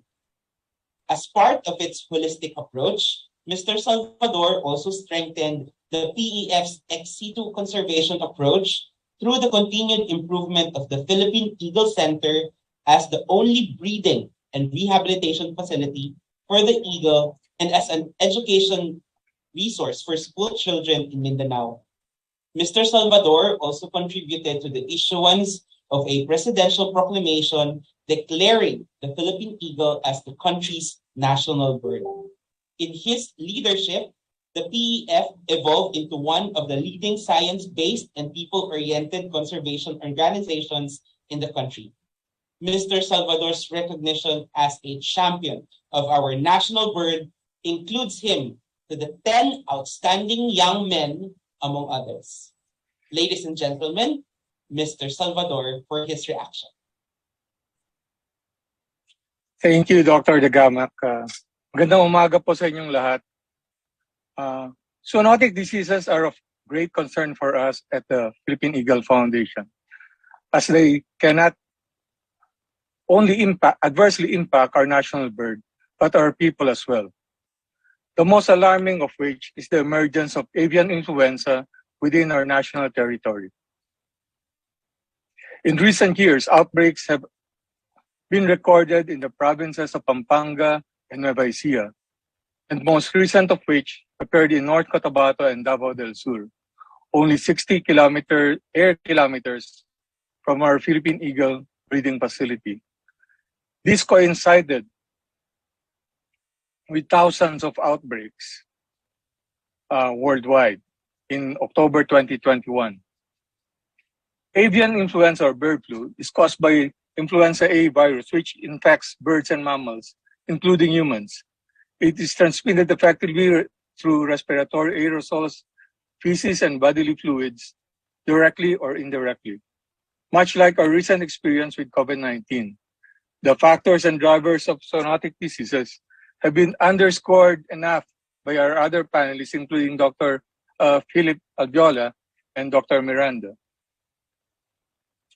This disease can potentially wipe out populations of poultry as experienced in Luzon and elsewhere. Without doubt, bird flu represents a clear and present danger to our captive breeding population of Philippine eagles at the center. Already, these eagles represent 5% of the remaining global population of the species. A risk management plan for the species to address such stochastic threats or chance events was developed and presented to government authorities as early as 2009. A major component of that plan was to move some birds to safer havens outside the country to allow them to breed and secure a species gene pool in case of such catastrophic events here. However, it was only during Secretary Simatu's term that the plan was approved. In 2019, a pair of Philippine eagles was sent to Singapore on a breeding loan agreement. That is 10 years after the plan was proposed. In the light of recent bird flu outbreaks, including rapid urban and agricultural development around the Philippine Eagle Center, our national bird is clearly in grave danger. We have taken action by improving biosafety protocols, develop plans for emergency isolation and quarantine, and more importantly, to move productive birds to a more secure location. But this last measure has not happened yet, as we are in dire need of space and resources to relocate our eagles. Additionally, we may have to continue moving potential captive pairs outside of our country, as one pair in Singapore is hardly enough insurance to secure for the species' genetic security. COVID-19 underscored our country's inability to mount effective countermeasures against emerging diseases and epidemics. Even now, avian flu and ASF threatens not only our national bird, but other wildlife, our poultry industry, piggeries, and more human lives. We have already failed in being proactive and are now only reacting to these events and threats. This legislation leading to the creation of a Virology Institute is therefore of great, urgent and great importance for our people and country. The environment, public health, the economy, and survival of our people are all interconnected. Here we face a nearly invisible enemy, but undeniably a threat to our national security. We appeal to our Senate and Congressmen to act now and together let us work to build a more resilient Philippines for Filipinos yet to come. Finally, a small add lang, we are organizing a focus group discussion on how we can improve our zoonotic disease surveillance further, together with BAI, DNR, and the Forest Foundation Philippines. We would appreciate if the panelists here today can join us. Again, this is already a late response after realizing the gaps and inefficiencies in our system. Your experience and thoughts on this would be invaluable in improving our actions against bird flu and ASF. You can reach us through Arvin or through my email, which I will post in the chat box after this. Maraming salamat po. Maraming salamat, Mr. Salvador. And hopefully, many of our esteemed participants also who are here right now can also participate in your focus group discussion. Okay. Unfortunately, Officer in charge of the Bureau of Animal Industry, Dr. Raildrin G. Morales, will be attending an equally important meeting. But we have here Dr. Raynelda C. de la Peña, Chief of the Veterinary Laboratory Division.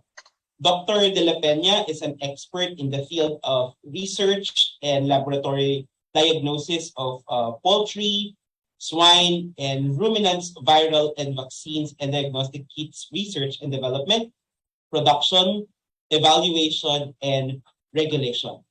So ladies and gentlemen, let us all welcome Dr. Raynelda C. de la Peña.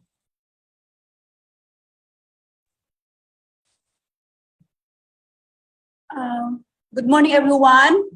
Thank you, Dr. Nikki Dagamak.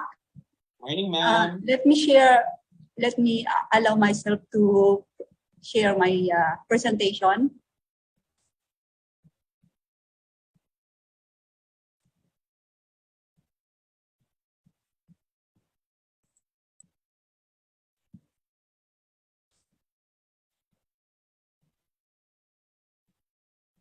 To our distinguished Honorable Lawrence Go, Senator Lawrence Go, Honorable Senator Alan P. Cayetano, and the Honorable Congressman Carlito Marquez, and the Honorable Secretary of DOST, Renato Solidum Jr., and distinguished scientists and academicians. This is my honor to have the opportunity to give, in behalf of the Bureau of Animal Industry, to give our reactions about the VIP. And we have, I think, the Bureau of Animal Industry has not been has not been part of this early on of this about the Virology Institute of the Philippines. And so let me start my my presentation. First, I would like to give you my brief about brief introduction about the laboratories, Veterinary Laboratory Services Division of the Bureau of Animal Industry, which is one of the technical divisions of the Bureau of Animal Industry. And our functions is to provide laboratory-based services in support to regulatory and R&D activities and disease prevention, control, and eradication program of the Bureau of Animal Industry. And we have, for the Veterinary Laboratory Division, we have production laboratories and analytical laboratories. For production laboratories, we have veterinary biologics production section and veterinary drug production section. And for the analytical laboratories, we have the chemical and feed analysis section. And we have also the veterinary biologics evaluation section. And now, as of now, this section is not operational because we have a legal battle with DFA.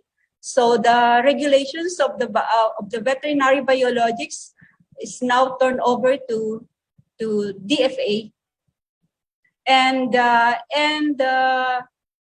we have also the Animal Disease Diagnosis and Reference Laboratory, which is the laboratory that will be involved in in coordination with the veterinary with the VIP.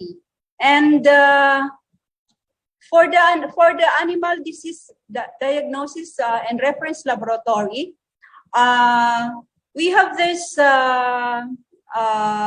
laboratories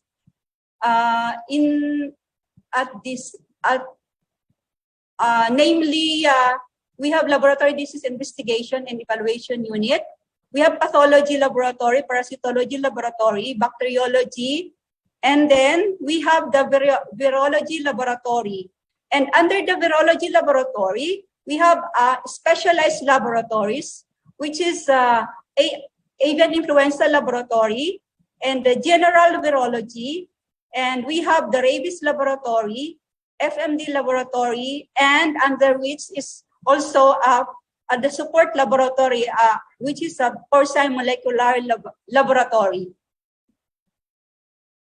And the Animal Disease Diagnosis and Reference Laboratory, or ADRIL, is the National and Reference Laboratory of the Department of Agriculture. And it has a BSL-2 facility with some BSL-3 practices and features. And ADRIL is the technical lead of 15 regional laboratories in the Philippines. And for the functions of ADRIL, we have diagnostic services, and we provide laboratory trainings for DA Veterinary Diagnostic Laboratory. And we have technical assistance to regional and other government and private diagnostic laboratories. And we also do accreditation of government and non-government veterinary diagnostic laboratories. And our also main functions is to perform scientific research on animal diseases. And for the capability building and projects of on animal diseases and initiatives for animal disease diagnosis and research, we have a center for transboundary disease project, which is located in CLSU. This was being funded by Bayanihan 2, and the functions of this is disease diagnosis, vaccine and diagnostic kit research and development. Another one is this is being implemented by the laboratory division of the Bureau of Animal Industry. And another project that we have is the USDTRA Citric project. This will be about the transfer of the ADRIL, of the National Laboratory, from the Quezon City to UPLB. And it has a 4 hectares complex. And maybe in the future, we also relocate our other VLD laboratories. And also in this complex, we have also the UPLB Zoonotic Disease Center, which some of these are also funded by Bureau of Animal Industry. So for this, for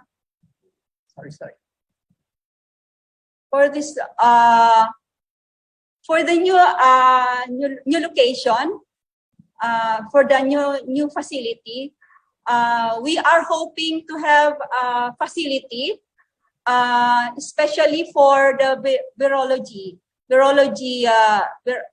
laboratory, which will be which we have. So we will subdivide the laboratory for zoonotic, and under the zoonotic we have the AI laboratory, rabies and Ebola, and also we have the exotic or emerging or re-emerging diseases, under which is like FMD, because we are free of FMD, and we are support in the maintenance of freedom of this disease. Also with of rinderpest and Pistidis pitida ruminant or PPR, and we have also a laboratory for avian, and also avian virology, and then mammalian virology. And we have a support laboratories for the virology, the whole virology laboratory. We have a molecular, a tissue culture, and biobank. And we have also a support laboratory, which is an animal facility. We should have an animal facility dedicated for handling infectious agents, and also for non-infectious agent. For these laboratories that requires BSL-3 facility, it's on the red phone, like zoonotic, exotic and emerging exotic laboratory, and also for the animal facility that handles the infectious organisms or virus.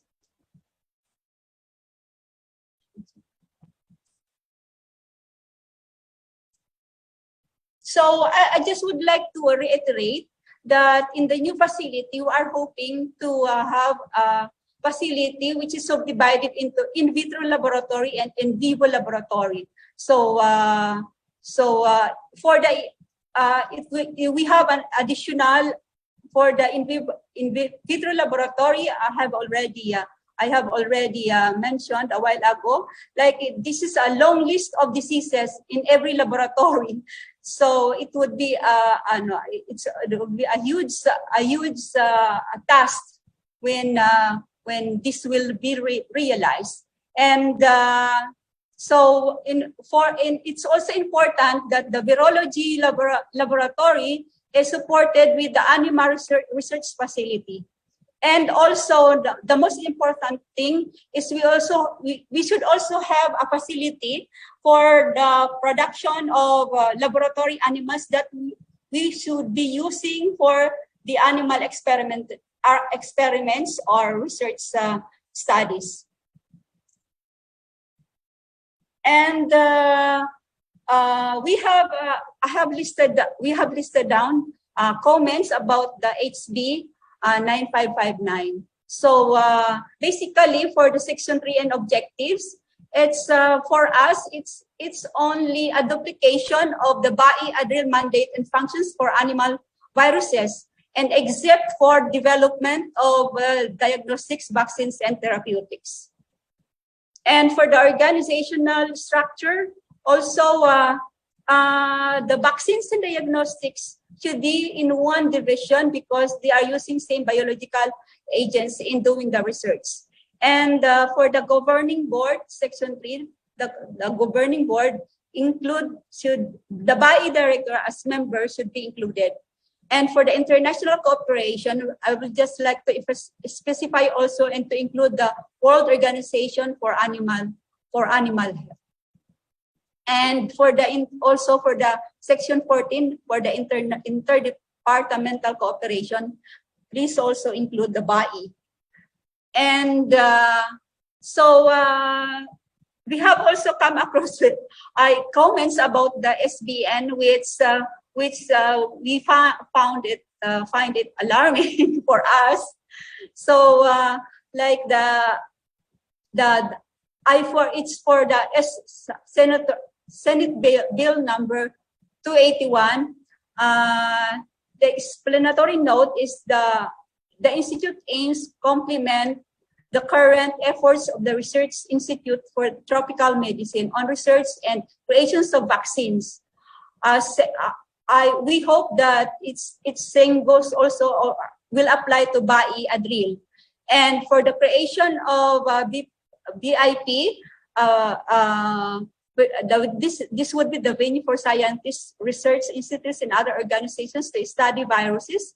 And for Section 2, DOST functions related to virology shall be transferred to BIP, and we hope that only DOST functions will be transferred to BIP, not including the functions of mandates of BAI Adril. And now for our comments for SBN 196, which is this is what we find it alarming, that the BIP shall be play a critical role in surveillance, diagnosis, and monitoring of viral diseases. So this is a redundant. This is a duplication of BAI Adril, not only BAI Adril, but also with the Animal Health and Quarantine divisions of the Bureau of Animal Industry, and also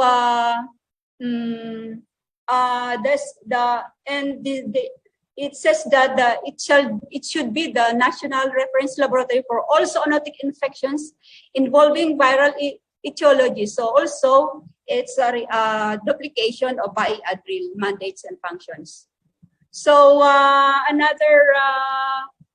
the rest also, the functions are also duplications, like conduct of basic and applied research, supply of reagents, standardizing reagents and reference materials, and like also this conduct surveillance program, duplication of also on other divisions of the Bureau of Animal Industry, and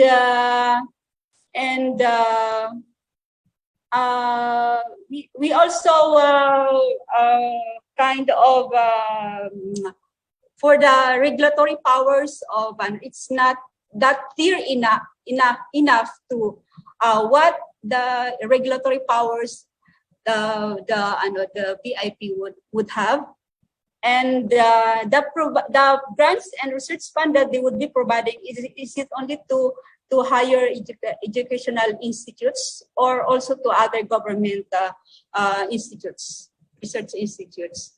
So this is what we find it alarming, that for Section 3, transfer of biomedical research functions, the functions in the DA involving animal virology shall be transferred to BIP, and applicable appropriations, records, equipment, property, and such personnel as may be necessary.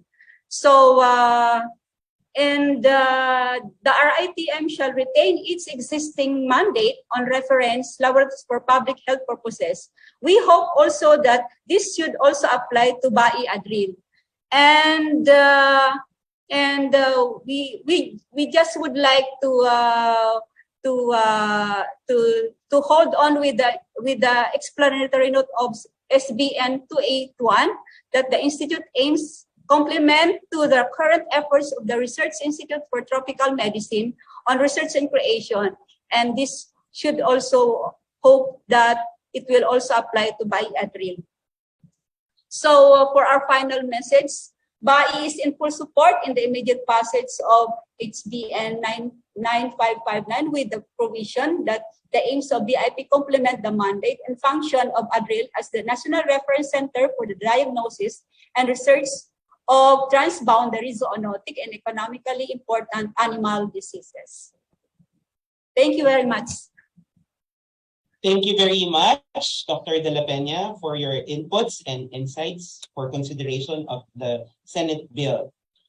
Dovetailing from our esteemed reactors, we see now how important and beneficial the establishment of a Virology Institute of the Philippines to, of course, help us to become a more self-reliant country in terms of detection, diagnostics of emerging and re-emerging viral diseases for plants, animals, and humans. So now, before we proceed to the open forum, let me again remind our participants to use the Q&A chat box in the Zoom webinar platform or the comment function in Facebook Live by sending in your questions. From there, we will be selecting and reading your questions. So in our current Q&A chat box, so that our Facebook Live audience can also probably hear the answers of some of our reactors and our esteemed guests, we will again reiterate some questions later. At this juncture, may I kindly request to turn on the videos, to turn on your camera from our esteemed reactors and Dr. Briones to help me address some of the questions that might be asked for this open forum.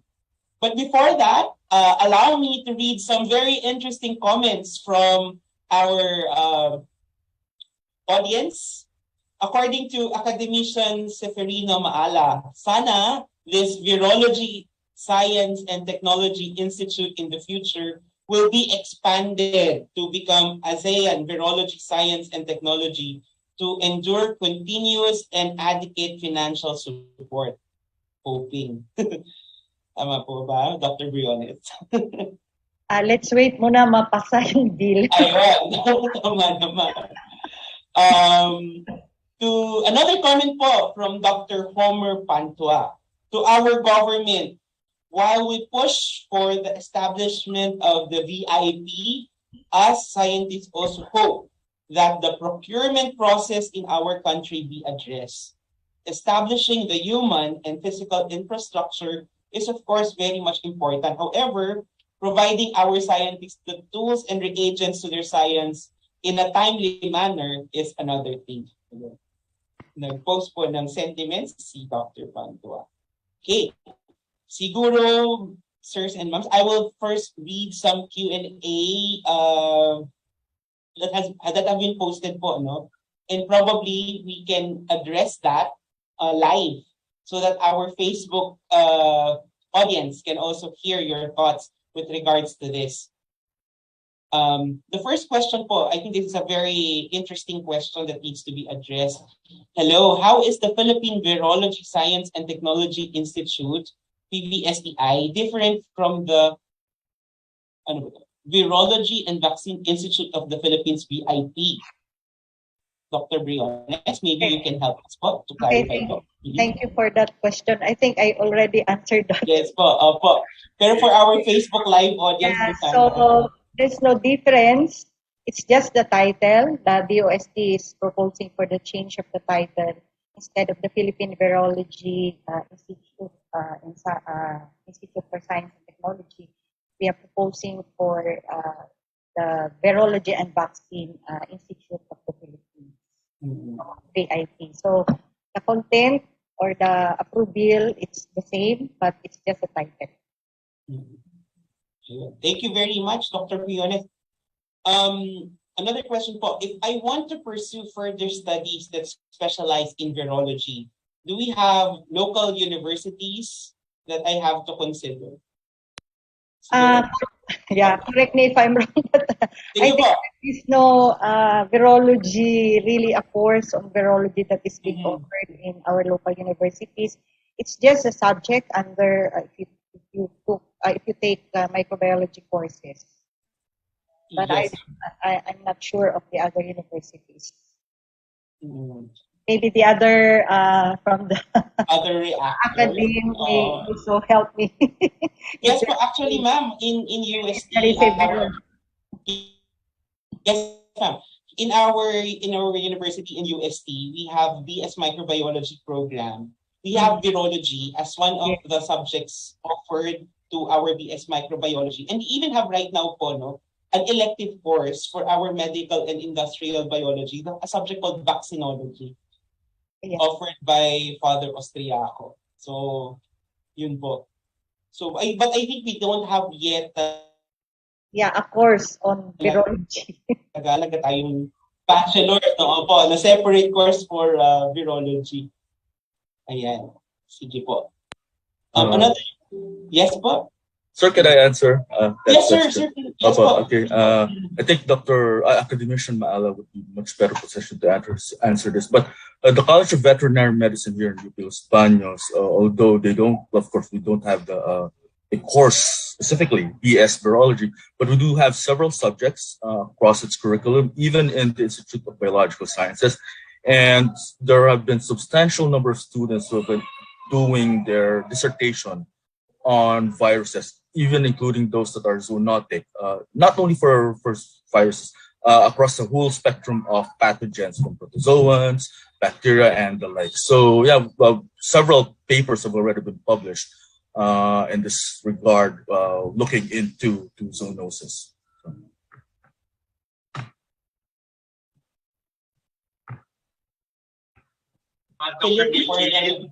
Dr. Niki, can I add to the Yes, discussion? sir. Yes, Sir Montoya. I just like also to add that aside from the issue of a university or higher education institution offering a formal course in virology, we need to have the basic infrastructure or the required infrastructure for handling these pathogenic viruses. You know, you can easily work with viruses. Maybe you can have tissue cultures, but you cannot just work with it, especially the pathogenic strains. And you have to have the ideal setup in place. And the VIP will hopefully have that facility, the BSL-2, the BSL-3, and after some time, maybe even the BSL-4. That's all part of the roadmap. But as I was saying, there are many institutions actually doing several aspects of viral studies, whether it be basic or applied, and also clinical research. And that will be encouraged by the VIP. There will be no stopping in those researches. The VIP is just going to be the convener of this network. So that people, the different centers or research institutions that are doing viral studies, may do it in coordination, hindi yung individual na separately, so that we can all synergize according to the priorities that are needed at the present time. Thank you. Yes, thank you for that clarification, Academician Montoya. No? I think it's very helpful. I think kasi po maraming students also and researchers here in the Philippines are also eyeing and specializing already on virology. And I think that's a good clarification that VIP can be used as a training ground for them. Thank you po.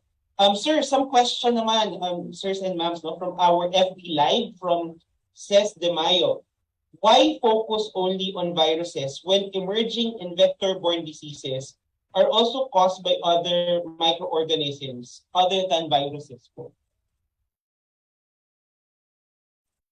Anyone from only on viruses? Hello po. Dr. Briones, would you like to answer that, or would I be the one to answer that? Call a friend.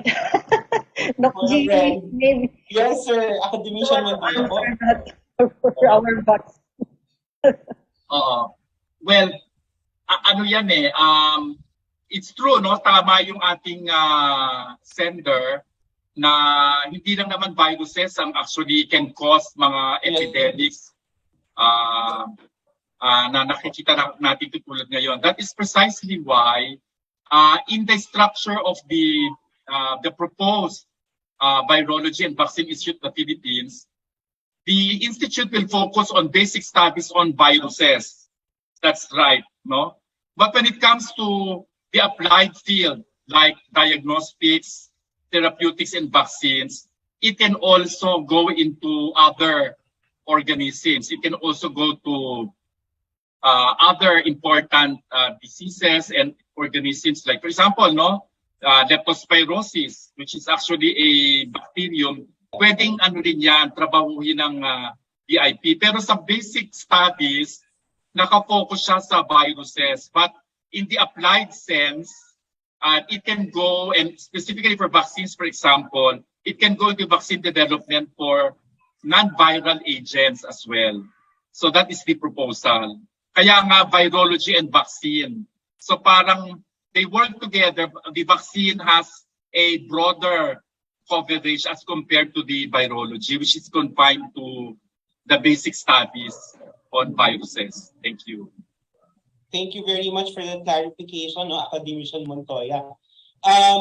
Siguro po, another very interesting insights coming from our audience po, both virtual, both here in Zoom and in Facebook.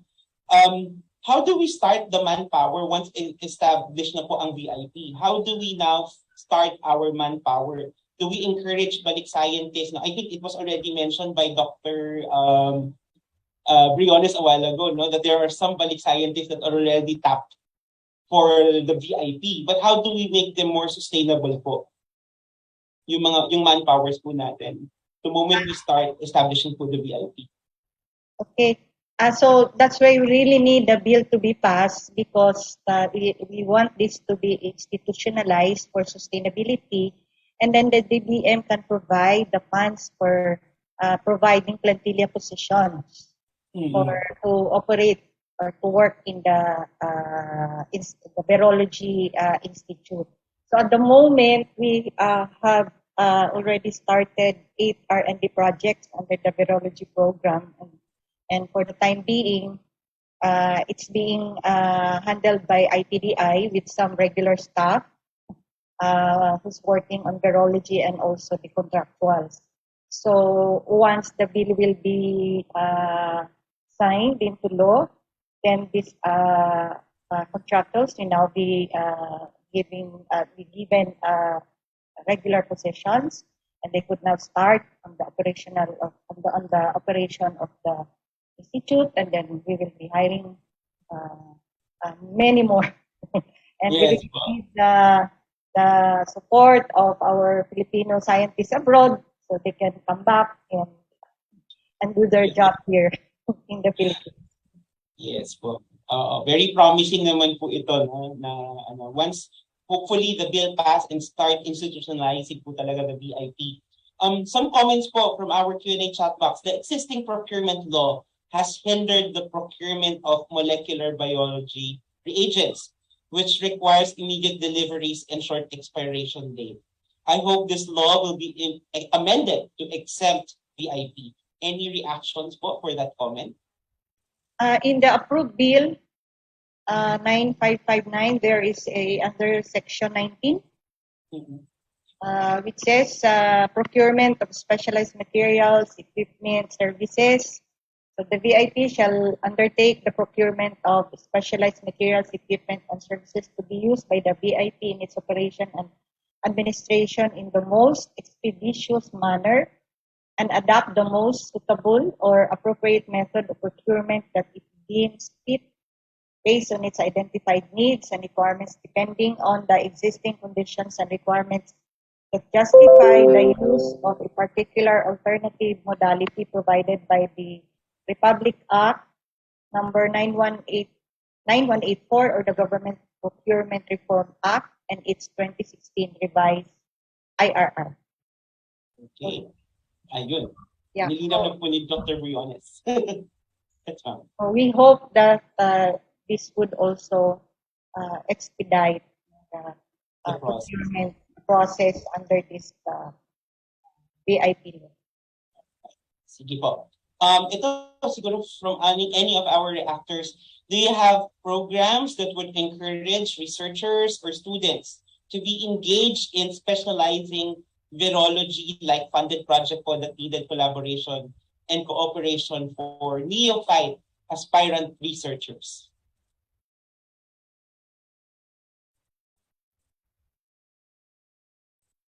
May mga, siguro po ito yung nagtanong is like a student who's very interested to work on virology. mga reactors, no? Meron po daw ba kayong mga research topics related to virology? May I react? Sige At po. STI, we offer on-the-job training if they are still undergrad. Okay. Yeah, undergrad and even MS students, we can also assist in their thesis if it's on the virology aspect. So ma'am, open po ang ito pong VIP ngayon. Yes. Opo. Okay. For ano po ba ito ma'am? Hybrid na practicum or? Well, if they need some facilities that they don't have the school, right now we only have BSL2. Yes, ma'am. Okay. We don't have BSL3 and BSL4, so there's also a limitation, but they can visit us and see our laboratory and also check on our ongoing projects. So if they deem that it's more it's related to their studies, ITDI is open for that. Ayun. Yes, Academician Montoya po. Yes, thank you, Dr. Nikki. In addition to that, the way we envision the VIP to be, it will also be a common service facility. Because, it cannot be just for VIP, just for the people who are employed by VIP. No, that is not the spirit of the VIP. The VIP is supposed to be a convener of the network, which means it has to strengthen the work that's already existing in many of the universities, and in fact, it can provide access to some of its equipment and facilities when they are available. Of course, hindi pa kasi naitatayo, but when it becomes available and existing, then it can be used by our researchers, of course, through arrangements that have to be made. Thank you. Thank you very much, Academician Montoya. Dr. Mandita Lim po. Yes, thank you, Dr. Nikki. Actually, the ASEAN Center for Biodiversity has a youth program and also engages academe all over ASEAN. So in case, if there is a request from the country, from our host country, from the Philippines for exchange learning programs, exchange experiences with other virology centers in the ASEAN, we could provide that support. So it's all the ASEAN member states find this as a priority. So if there are opportunities for exchange learning experiences, we could be able to work with the DOST and the academic community to envision such a program. Thank you very much, Dr. Lim, for that. Ako, personally, I'm interested po, no? For example, for the academe, open din po ba yung ACTV, for example, for some practicums to enter your institutes, lalo na po to train some of our students? Yes, of course. We actually have a secondment program that is there's a long-term and short-term secondment program, and we engage various scientists because there are two levels. There's the professional level and also the junior level. So there are opportunities for the academic community to also join us. We also have a scientific advisory committee where all the scientists are nominated by ASEAN member states to participate in the decision-making process, especially for policy recommendations for the entire region. And then we also have a roster of experts on biodiversity and related fields that we are building, so that in case there are if we need to support a forum for specific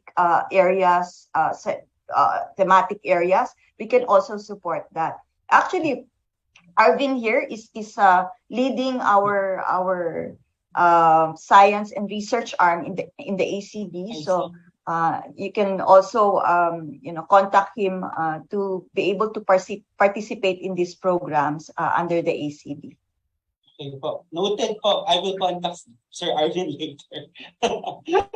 All right. Another comment po, no? How do we reconcile, for example, yung overlapping mandate with regards to the VIP and other public institutions like BAI or RITM po? Anyone from the if I can answer that question. Yes, sir. And that has been repeatedly raised in many of the hearings and meetings. We, of course, understand that that's part of the anxiety, and I also heard the comments of Dr. De La Peña. I think it should be very clear that the VIP will not supplant existing mandates of agencies that are already doing much work in their respective areas. In fact, kung mapapansin nyo, doon sa bill mismo, yung unang statement pa lang nakalagay doon very clearly that is a convener of the network. So pag convener ka, you are not supposed to be the only one doing it. You are actually doing it in addition to all of the other centers already doing it. But maybe because it's really focused on virology, it will be the focal point. It will steward, it will generate the priorities, it will actually harmonize and integrate all of the work being done by other centers. And this is not new. Meron ng mga naitayong mga center na ganito rin ang role. If I can say, use an example, yung Philippine Cancer Center was created by law, also with the same function of coordinating cancer research. Now remember, maraming researches nang ginagawa on cancer. In fact, mas marami pa siguro sa virology. Lahat ng ospital, universities, public and private are doing it. Pero bakit nagtayo ng Philippine Cancer Center? Because there has to be a center that is focused on this. And number two, it can act as a steward and coordinate as a convener yung lahat ng mga institutions na gumagawa ng research para synergistic. No, hindi yung kanya-kanya. Kasi pag kanya-kanya, nag-overlap ang mga work natin. No? Siyempre, hindi maiwasan yan. Pero sana yun ang mangyayari with the VIP. So again, it will not supplant existing mandates or functions of other agencies. And it will focus on research only. It will not go into, and as I should say, surveillance, for example, research related to surveillance, but not surveillance per se. Because surveillance is you have to regularly monitor the development of certain diseases, which is not within the purview of the VIP, the way we envision it. It's supposed to do research. For example nga, naiisip namin, for example, ang BAI, magsasabi na, ay, kailangan natin gumawa magkaroon ng diagnostic test para mapaganda ang surveillance natin ng ating mga zoonotic infections. Gagawin yun ng VIP, no? But not to replace what they already do because sila ang may mandatos doon. No? So it will support and strengthen the work of the existing universities as well. Thank you. I think yun po ang maganda dun, sir, na clarify ni Academician Montoya, no?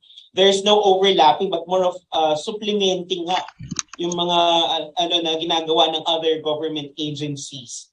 No? So thank you for that clarification, Academician Montoya.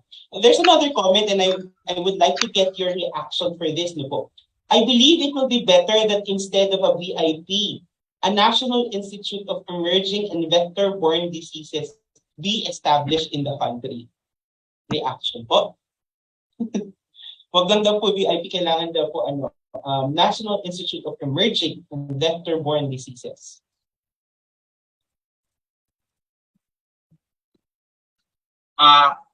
This is my opinion, no? Hindi ko sinasabi yes, sir. Opinion of DOST. Disclaimer ko lang yan.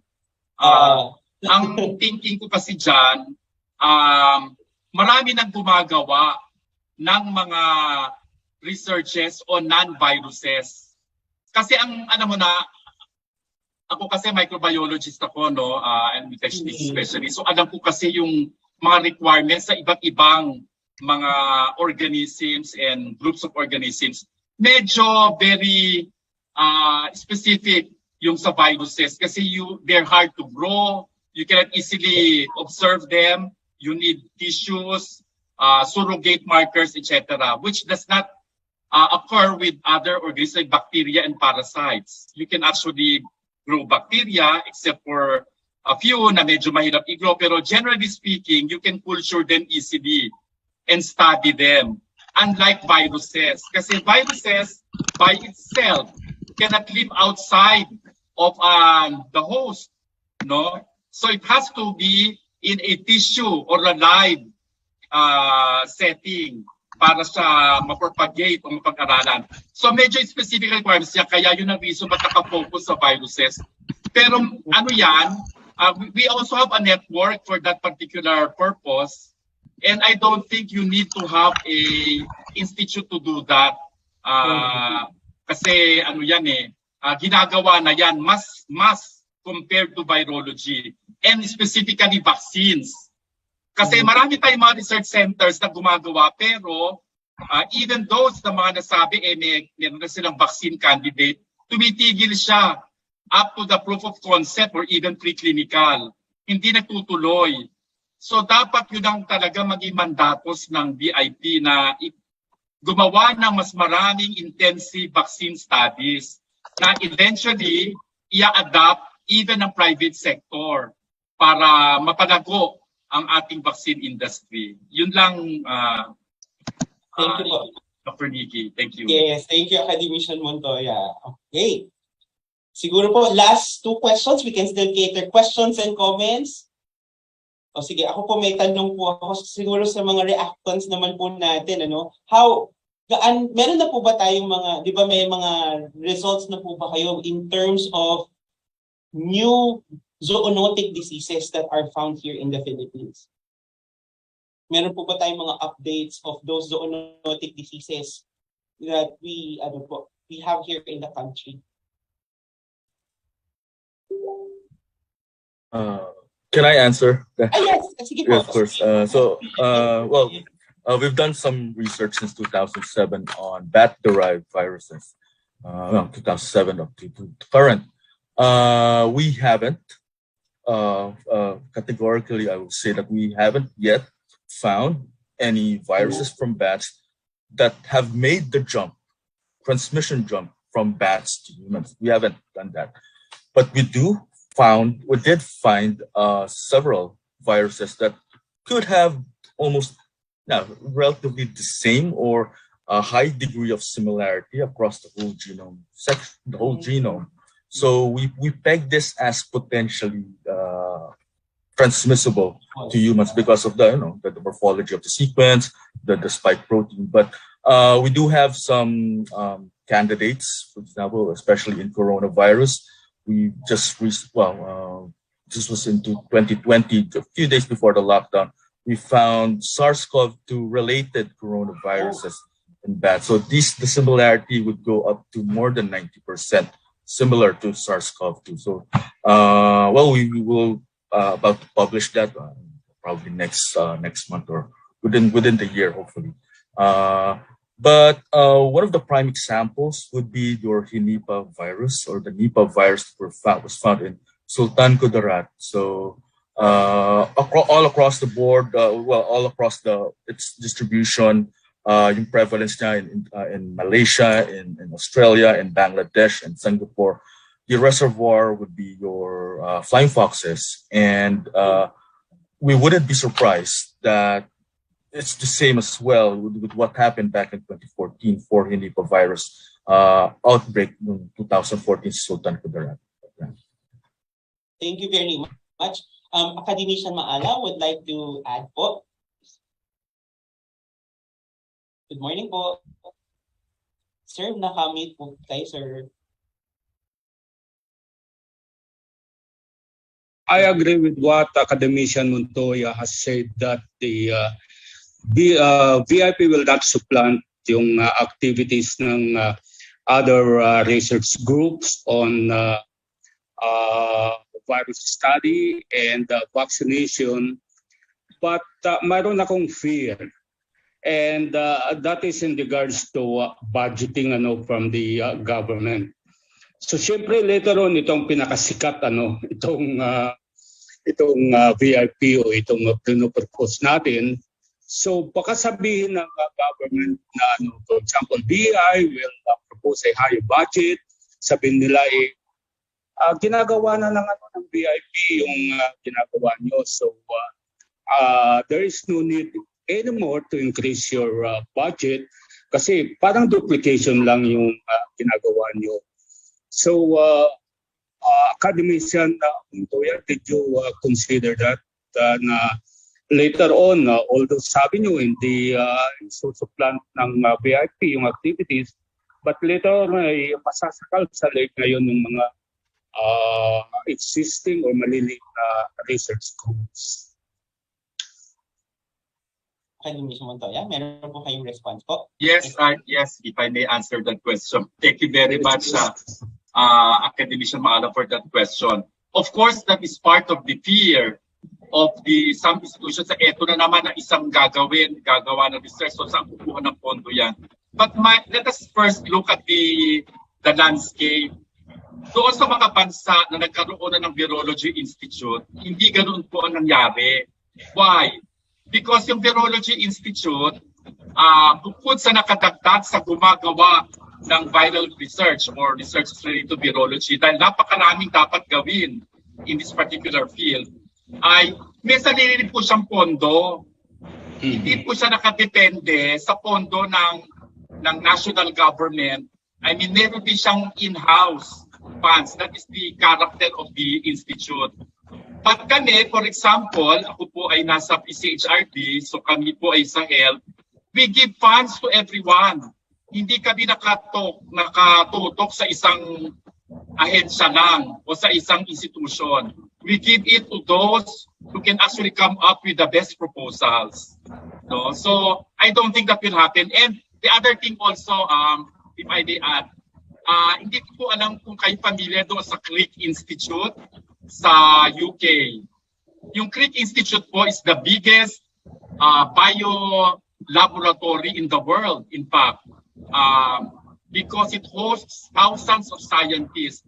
Pero maganda ang karakter ng Crick Institute. Why? Kasi ang Crick Institute, ina-allow niya yung kanyang laboratory na gamitin ng other universities through contracts. So hindi po siya parang ang nasa Crick lang ay yung mga empleyado ng Crick. Hindi. If you will look at the people who work in Crick, more than half of the people or scientists doing work in the Crick Institute are not in the Crick Institute. They're actually scientists from other universities who use their laboratory in addition to what is existing in their respective universities. So, ganun sana ang mangyayari na ini-imagine namin. So, it should not be a problem po. So, just a follow-up, Akad, so that brings to my, parang sinabi ko kanina na maganda if this will be expanded later on into an ASEAN thing like CIRCA, like yung kay Dr. Mundita Lim, na yung ASEAN. Pero hindi ka din ang advice kay Dr. Mundita kung paano ginawa yun. Pero first things first siguro, itayo muna natin yung VIP before we think of mga ASEAN and Asian. Thank you. Pero kasi Akad, pag ASEAN na, then assured na tayo ng continuous at saka adequate financial support, di ba? So we can engage or conduct into high-level research talaga. Kasi every ASEAN country will now contribute to this facility. So baka Dr. Mundita can share her experience. Si Doc Mundita, estudyante ko rin dati yan, sir. Hi, sir. Yes, Mundita. Yes. Thank you, sir. Actually, we will be waiting. See, Dr. Jaime Montoya and I have also been working together in the past, and I would be happy to discuss further how we can later scale up the efforts up to the ASEAN level. In the meantime, I do agree that we need to get our acts together at the national level first to see how this goes. And parallelly, we can also discuss opportunities for support and funding. Initially, perhaps with the ACB being based here in the Philippines, and then later we can see how the support can be elevated once an ASEAN body is created specifically for this program. There are, however, already ongoing discussions. As Dr. Noel mentioned, there's already an ASEAN Center for Zoonotic Diseases, which is hosted by Malaysia, and then another one is the ACAS, ACFID, which may be hosted by Thailand. Yes, Thailand, Indonesia, and Thailand or Vietnam. Indonesia. I think that's still being discussed. But in the meantime, the ACB is already an established center, and we are just here in the Philippines. So the opportunities are very, there are very good opportunities for collaboration and cross-learning across ASEAN, which can be supported by the ACB. In the meantime, as we try to scale up our efforts at the regional level. So thank you po. Thank you, Dr. Lim, for that insight. I think that will be the long-term goal after the bill will get passed na. That will be a very good long-term goal for the VIP po. But before that, I think we have one last comment coming from Dr. De La Peña po. May query lang po ako. Ano po ba ang kinaiba nung Senate Bill 196 sa House Bill 9559? Kasi yung 196 po, yun po yung medyo nakaka-alarma para sa amin. Can I clarify on that? Sige po. Yeah, of course, each senator has their own version of the bill. So yung medyo malapit doon sa approved by Congress is, I think, kay Senator ang malapit, no? But I think we are still trying to harmonize all the bills filed at the Senate. They are still doing review on the committee. So kaya kanina, if you have pinpoint all the differences in all the Senate bills filed, they have their own interpretation of the virology. So we will try to harmonize that point. And don't worry, Dr. De La Peña, we will take note of what you have mentioned a while ago. Fears. Thank you po. Thank you, Dr. Briones. And thank you also to our reactors, invited guests po, academicians, and resource person for your insights and informative discussion. That was really an interesting open forum for all. So maraming pong salamat. We are now moving forward to the last part of our program, and to take the very challenging task of synthesizing the whole proceeding this morning is my co-fellow OIS, Dr. Maria Ruth B. Pineda-Cortel. Dr. Pineda-Cortel is an associate professor at the Department of Medical Technology, Faculty of Pharmacy, and at the Graduate School of the University of Santo Tomas.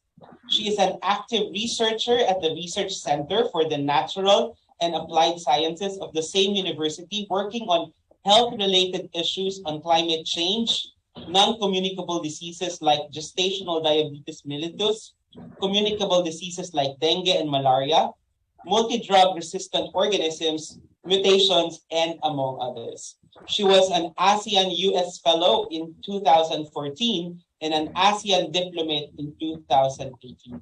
She was the recipient of Crisanto Almario Research Award in 2015, an award given by the Philippine Association of Medical Technologies Incorporated to outstanding researchers in the field of medical technology. She was awarded with Academic Excellence in Research by PASMED in 2021. Recognized internationally, she was the national finalist for the ASEAN Science Prize for Women in 2020. And of course, her most recent achievement is the award given by the National Academy of Science and Technology, the Outstanding Young Scientist Award in 2022 under the Health Sciences category. Ladies and gentlemen, Dr. Maria Ruth V. Pineda Cortel. Thank you very much, Dr. Nikki. A pleasant morning, everyone. Magandang agham sa ating lahat. Before providing the synthesis of this event, first, let me commend and congratulate the people behind this act of establishing a Virology Institute of the Philippines. As a health researcher, I got really excited and happy and hopeful when I learned about this initiative to form a Philippine Virology Science and Technology Institute. With the challenges and burden brought about by COVID-19 pandemic seen, observed, and experienced by everyone, as Congressman Marquez mentioned, no one was spared of the COVID-19 pandemic. I think this is of high time and of great value to have this kind of institution. Enactment of this House Bill 9559, an act establishing the Philippine Virology Science and Technology Institute, and appropriating funds thereof, also known as the VIP Act, should really be fast-tracked. The main goal of this act is to establish a virology institute that focuses on development of virology, science, and technology in plants, animals, and humans. This institute is an attached agency under DOST for purposes of policy and program coordination. The VIP shall serve as the premier research and development institute in the field of virology, encompassing all kinds of viruses and viral diseases in plants, animals, and humans. Thus, One Health approach. So VIP is a venue, a link, a convener for everyone, for scientists, research institutes, other organizations that, such as Department of Agriculture, Bureau of Animal Industry, to work collaboratively to study viruses of agricultural, industrial, clinical, and environmental importance, indirectly sustaining food security, industrial stability, avoiding biodiversity fragility, and of course, safety for the people. Professor Philip Alviola emphasized the need for this Virology Institute as zoonotic viruses poses danger to everyone. We had been impacted already of a lot of viral diseases, to name a few: SARS-CoV, swine flu, Ebola, and the most recent is COVID-19, which had killed about 7 million individuals. Let's make a move to at least be ahead of these viruses. Dr. Noel Lee Miranda similarly emphasized the need for this institute by providing evidences of our preparedness for COVID-19 before pandemic. The lack of preparedness had cost us a lot of lives. He noted of inefficiencies and poor interoperability. We really hope that this will not happen again by making sure that our responses are ahead and are more science-driven. Our goal here is to prevent, detect, and respond to mitigate control of pandemic threats through One Health approach. Through this, we should have healthy people, healthy ecosystem, healthy animals. Dr. Mundita Lim from the ASEAN Center of Biodiversity is looking forward that this VIP will expand as well in the ASEAN region. She said that vaccine development is a strength and a must to be worked into with other AMS countries like Vietnam. Although biodiversity are posing risk to us, she emphasized that our biodiversity can also hold the cure for some diseases. Mr. Dennis Salvador, Executive Director of Philippine Eagle Foundation, said that zoonotic disease outbreaks are alarming And not only for the eagles, but of course for the human population. He urged us not to fail to be proactive. Again, not to fail to be proactive. Environment, economy, and survival of the people are indeed connected and thus must be working too closely and together by all of us. Dr. Ranielda de la Peña of the BAI presented on her message the functions and services provided by the Bureau. She emphasized that some of their functions are in duplication and in line with the goals of VIP. And since we are in One Health approach, cooperation and collaboration are really key strategies to solve our health burden, to be more prepared for the next one. BAI is in full support for the immediate passage of this House Bill 9559, complementing the mandate and functions of BAI ADRIL. So I might sound very cliche, but prevention is always better than cure. Definitely, we do not know when is the next pandemic, but it is always better to be prepared. So thank you very much, Congressman Marquez, Senator Bongo, for your support. Hoping to get more support from the Congress, the Senate, and from the President, and of course, from the public. The VIP is for the public, as mentioned by Dr. Montoya. Thus, enactment of this bill is urgent. We should respond to this urgency now. Muli, magandang agham sa ating lahat. Thank you very much, Dr. Pineda Cortel, for that very cohesive and synthesis that you have presented for this morning's proceeding. To formally conclude now this morning's activity, may I now call on Academician Jaime C. Montoya, Chair of the Health Sciences Division of the NAFT Philippines. Academician Montoya, the virtual floor is now yours.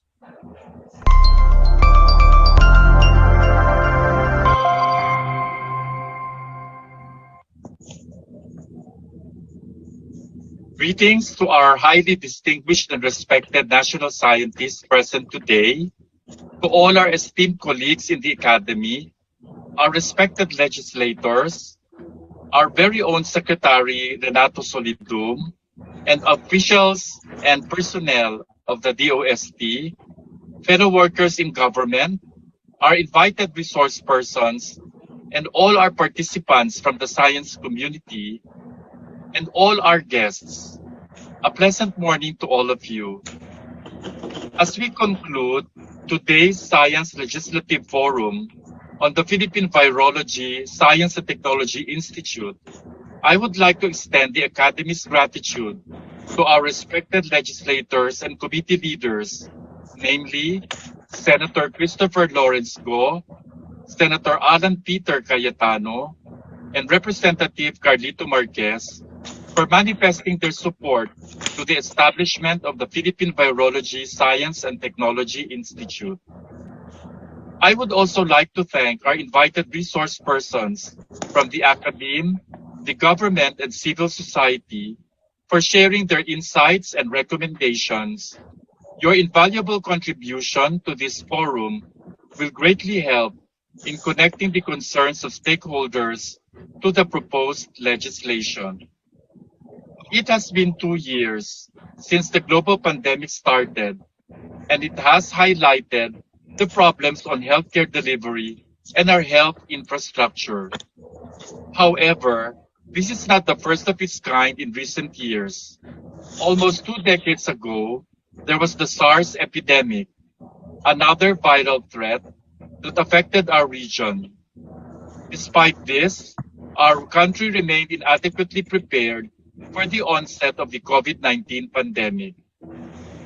As we transition and move towards recovering from the current pandemic, it has become imperative that we learn from the challenges brought by the pandemic and institute the needed reforms and improvements to make our health and social systems resilient and responsive to the next outbreaks and health crises.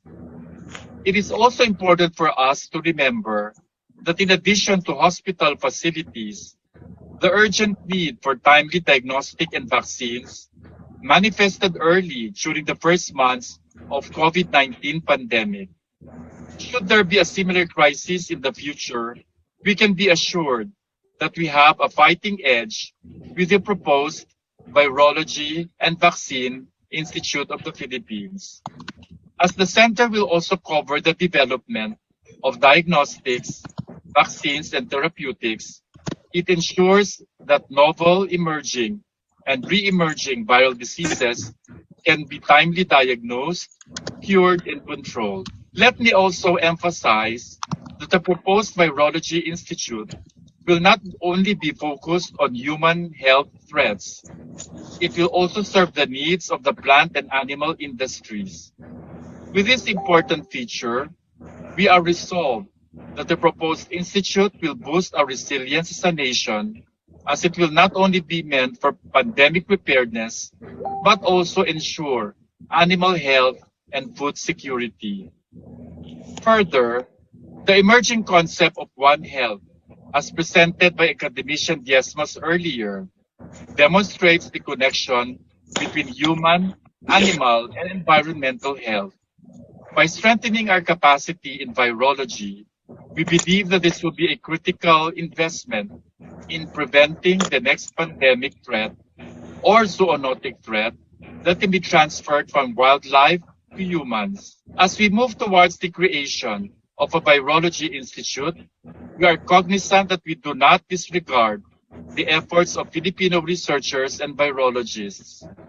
While these efforts may have been limited and isolated from each other, we believe that these have served as important milestones in the field. At the same time, these have directed us towards additional investments and increasing coordination among the scientific community, which the Virology Institute can strengthen and facilitate. Another point that I hope to emphasize is the importance of an enabling environment for virology as a field to prosper in the country. We are currently at a critical point with the start of the new administration, a new Congress, and the right time to prepare for future health emergencies and crises. The passage of relevant laws and regulations, as well as investments in capacity building, are among the enablers that we need right now. DOST on its part has started to fund and implement projects related to virology and the establishment of the Virology and Vaccine Institute since last year. We hope that this can be further supported and institutionalized through the appropriate legislation. Next month, NAST Philippines will be launching the publication Paghahanda Pilipinas, Strategic Initiatives for Pandemic Preparedness and Response, as part of the 2022 National Science and Technology Week. We hope all of you can join the event and download the publication, as Paghahanda Pilipinas substantiates the Academy's recommendations from its 43rd annual scientific meeting. The creation of the Virology and Vaccine Institute of the Philippines is one of the recommendations supported by the Academy. Lastly, let me reiterate our commitment that we at NAST Philippines and the DOST are one with the government and Filipino scientific community, utilizing science and technology for the benefit and well-being of the Filipino people. I hope we were able to convince our partners and legislators that virology is one of the much-needed S&T fields that the country needs to support and develop. Once again, I would like to thank everyone for joining this forum. Isang magandang umaga po muli sa ating lahat.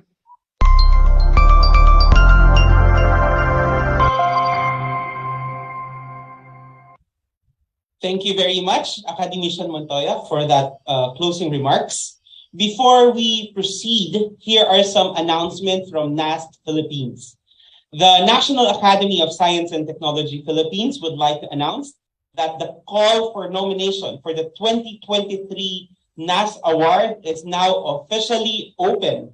The deadline for submission of entries is on the last working day of November 2022. and kindly refer to the NAST website at www.nast.ph on how to submit the nominations. With that, we, on behalf of the organizing team of today's Science Legislative Forum, we are now officially at close for this program, and we are at great hope that the VIP bill would be passed as soon as possible and as immediate as possible for the benefit of the Filipino public. Thank you very much to our live audience, and hope to see you again in the next future activities of NAST Philippines. Mabuhay ang NAST Philippines.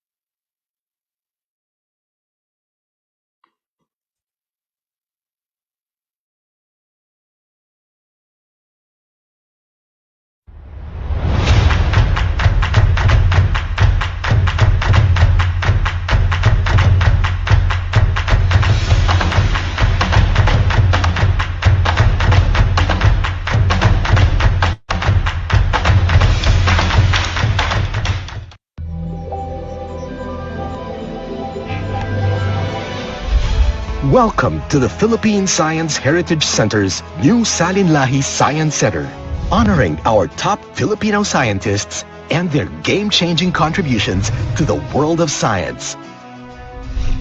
Know more about all of them and let the Salinlahi Science Center be your gateway into their minds. Salinlahi.